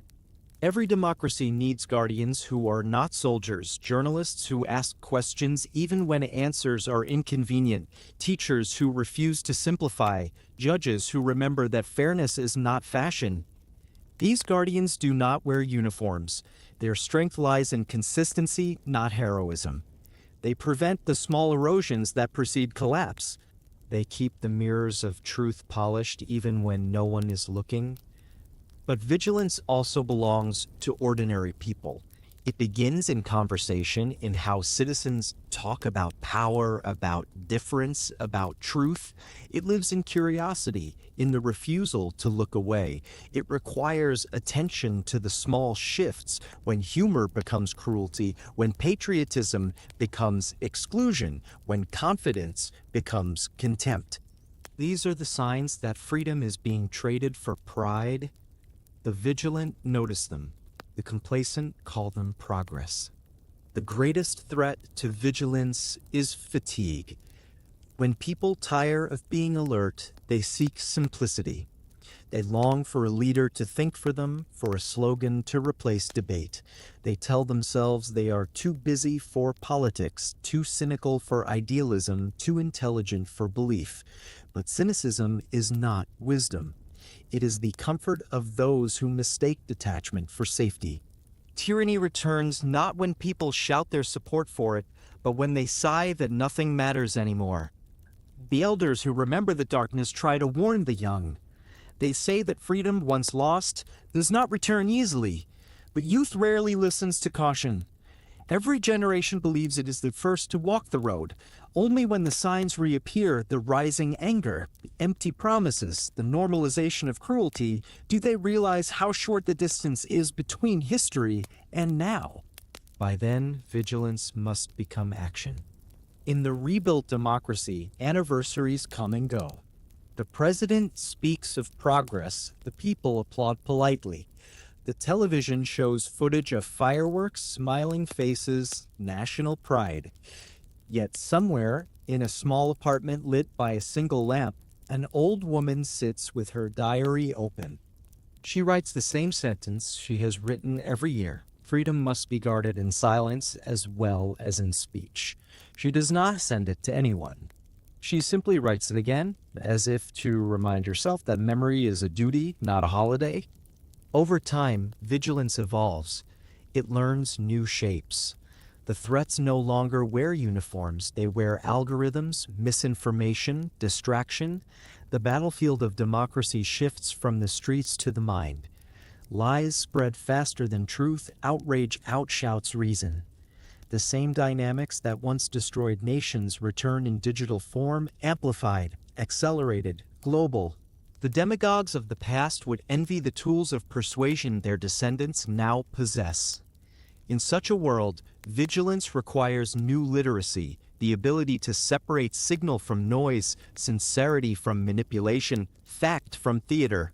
Teachers become the front line again. They teach students not what to think, but how to think. They show them how to verify sources, how to recognize bias, how to question politely but firmly. The classroom becomes the new arena of defense, quieter than the barricades, but just as vital. For democracy to survive, reason must become a habit stronger than outrage. As years blend into decades, the country prospers. The trauma of the past fades into textbooks, the monuments weather, the museums grow quiet.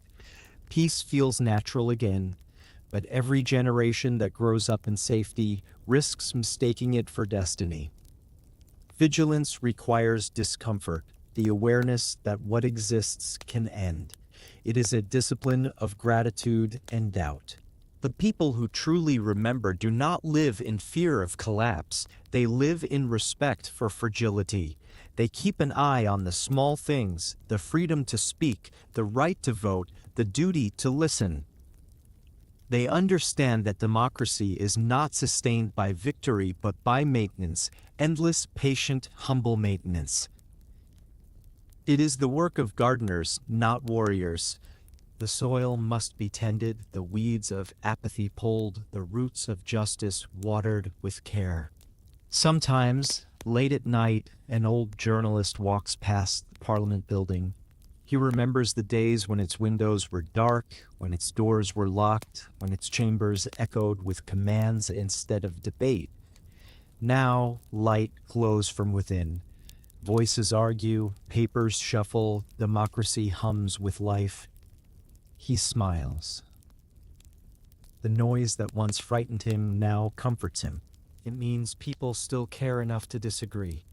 He pauses on the steps, looks at the sky, and whispers to himself that vigilance is not exhaustion, it is gratitude made active. To remember the fall is not to live in mourning, but in awareness, to see clearly, to question kindly, to love the imperfect world enough to protect it. The work never ends.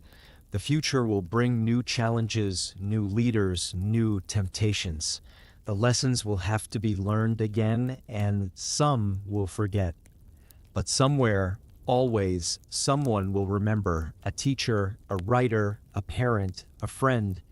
They will remind others that democracy is not a guarantee written in stone, but a promise renewed in flesh. It breathes through those who stay awake. And so, as the night deepens over the city that once lost itself, the lights in its windows remain warm. They shine not because darkness is gone, but because people keep them lit. That is vigilance, not the absence of threat, but the persistence of care. The story draws near its end now. The long descent, the awakening, the rebuilding, the reflection, all have led here, to the understanding that freedom is a rhythm, not a destination. The final part will gather this journey into its quiet conclusion, the moment when the narrator steps back from history and looks at the pattern beneath it all, finding within the story of democracy's fragility the larger truth of human resilience. Part 15. The Fragile Light.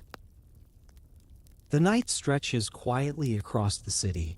The last lights from offices fade, leaving the glow of street lamps and the hum of distant traffic. Somewhere, a river moves beneath the bridges, carrying reflections of the world above, soft, rippling, endlessly flowing. In that reflection lies the essence of democracy itself, fragile, shifting, always dependent on motion. When it stills completely, it dies. The fragile light of freedom lives only because people keep it moving. Looking back now, the story of democracy's fall and rebirth feels less like history and more like breathing, the slow inhale of hope, the long exhale of complacency. To live in democracy is to live in awareness of others, of truth, of fragility. If one listens carefully, one can hear the heartbeat of this fragile light in the simplest places. It beats in the argument between two neighbors who refuse to give up on dialogue. It beats in the classroom where a teacher asks, "What do you think?" instead of, "What must you remember?" It beats in the vote cast quietly by someone who believes their voice still matters. It beats in apology, in forgiveness, in the willingness to see humanity even in those who disagree. These are not grand gestures, but the steady pulse that keeps liberty alive. The fall of democracy taught that darkness does not come all at once. It gathers slowly in shadows mistaken for shelter. It arrives when the comfortable stop paying attention, when the disillusioned stop participating, when the fearful stop questioning. But it also taught that light can return in the same way through small acts repeated patiently until they become habit again. The strength of a society lies not in the power of its rulers, but in the conscience of its people. Every democracy, no matter how mature, lives on the edge of forgetfulness. Its citizens are always one generation away from ignorance, one crisis away from surrender. To keep the fragile light alive, they must tell their stories to their children, to strangers, to themselves. They must speak of how it felt to lose freedom and how hard it was to regain it, not as a warning alone, but as gratitude. Gratitude is the gentlest form of vigilance. The lessons of the past are not chains, they are compasses. They point the way through the uncertainty of the present. They remind us that fear can be resisted, that trust can be rebuilt, that kindness can outlast cruelty. They show that even in the deepest silence, someone always remembers how to speak. That memory is the thread connecting all who have lived through the cycle of fall and recovery, from the ancient assemblies of Athens to the shattered parliaments of the 20th century to the fragile experiments of the modern world. History, when seen from afar, seems vast and impersonal. Empires rise and collapse, nations change names, ideologies burn out like stars. Yet up close it is made of small decisions, the tone of a conversation, the courage to refuse an order, the kindness to protect a stranger. Each choice ripples outward, shaping the world more than speeches or wars.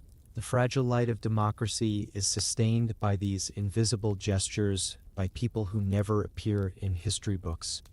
In every era, there are those who believe that humanity cannot learn, that the same mistakes will repeat forever. They are not entirely wrong. But the purpose of memory is not perfection, it is improvement. Each time the pattern repeats, some awaken sooner, resist longer, rebuild wiser. Progress is not the absence of failure, it is the shortening of darkness between dawns. Even the smallest light can shorten the night. As the generations pass, the events that once defined a nation begin to soften at the edges. New challenges arise, technological, environmental, economic, and the old fears return in new clothes. Some whisper that democracy is outdated, too slow for the speed of the world. Others demand the certainty of strong hands, the simplicity of one truth. These voices have always existed. What matters is whether the rest stay awake enough to answer them. The fragile light endures only through response, through the refusal to surrender complexity for comfort. In the quiet of reflection, one realizes that democracy's fragility is not its weakness, but its grace. It trusts human beings with the power to fail, to argue, to begin again. When citizens care enough to repair what is broken instead of abandoning it, democracy breathes. When they listen instead of shouting, it heals. When they forgive without forgetting, it grows wiser. In some ways, the story of democracy is the story of the human heart itself. It begins with hope, drifts into pride, falls into fear, and finds redemption through humility. Every fall teaches that power without compassion leads to ruin, and that compassion without courage leads to silence. The balance between them is delicate, a fragile light indeed. Yet it is enough. It always has been. Imagine, for a moment, the world seen from far above. Continents glowing faintly in the night, lines of light tracing rivers, highways, and cities. Each point of brightness represents a life, a thought, a moment of awareness. Somewhere among them, someone is reading about the past, someone is teaching, someone is listening. The fragile light of democracy is not one beacon, but a constellation, scattered, uneven, imperfect, yet luminous in its persistence. It is tempting to believe that history moves in circles, that everything ends as it began. But within those circles are spirals rising slowly. Each generation inherits both the mistakes and the progress of the last. The climb is uneven, but it continues. The fragile light, though flickering, travels upward. The same voices that once cried in despair now whisper in gratitude. The same hands that once tore down walls now build bridges. In the small hours of the night, when the world feels uncertain again, the lessons return softly. Freedom is not granted, it is chosen. Truth is not discovered once, it is defended daily. Justice is not a gift from rulers, it is the work of conscience. The fragile light survives not because it is strong, but because it is shared. Each time one person stands for fairness, another finds the courage to join them. The chain of care extends unseen across centuries. Perhaps the greatest lesson of all is that hope is not naive. It is an act of defiance. To hope in the face of history's weight is to declare that cruelty does not define humanity. Hope is not optimism, it is endurance. It is the decision to light a candle even after seeing how easily flames can be extinguished. The fragile light endures because someone somewhere always decides to light it again. As dawn begins to color the horizon, the city stirs. The sound of footsteps returns. The smell of bread rises from bakeries. The hum of life resumes. Democracy awakens not with an anthem, but with these small human sounds, routine, imperfect, alive. The people who walk to work, who open their shops, who greet strangers without fear, they are its guardians whether they know it or not. The light spreads slowly, brushing the rooftops, glinting on windows, illuminating faces. It touches the memorials, the schools, the parliament domes. It moves across the river, across the countryside, across the generations. It is the same light that once dimmed, the same that was rekindled, carried forward by memory and vigilance. It is fragile, yes, but perhaps fragility is its strength. What can break reminds us to care for it. What can be lost reminds us to hold it gently. And so the story ends where it began, with trust. Trust in truth, in one another, in the capacity for renewal. The fragile light of democracy will always flicker, always need tending, always risk fading. But as long as there are hearts that remember, minds that question, and voices that speak, it will never vanish completely. Somewhere tonight, a child asks a parent why people once lived in fear, and the parent pauses before answering. That pause, that moment of memory turned into teaching, is where the light begins again. The story is over, but its lesson continues. Guard the fragile light, not with anger, but with understanding. Not with despair, but with care. For as long as it shines, even faintly, the night will never be complete.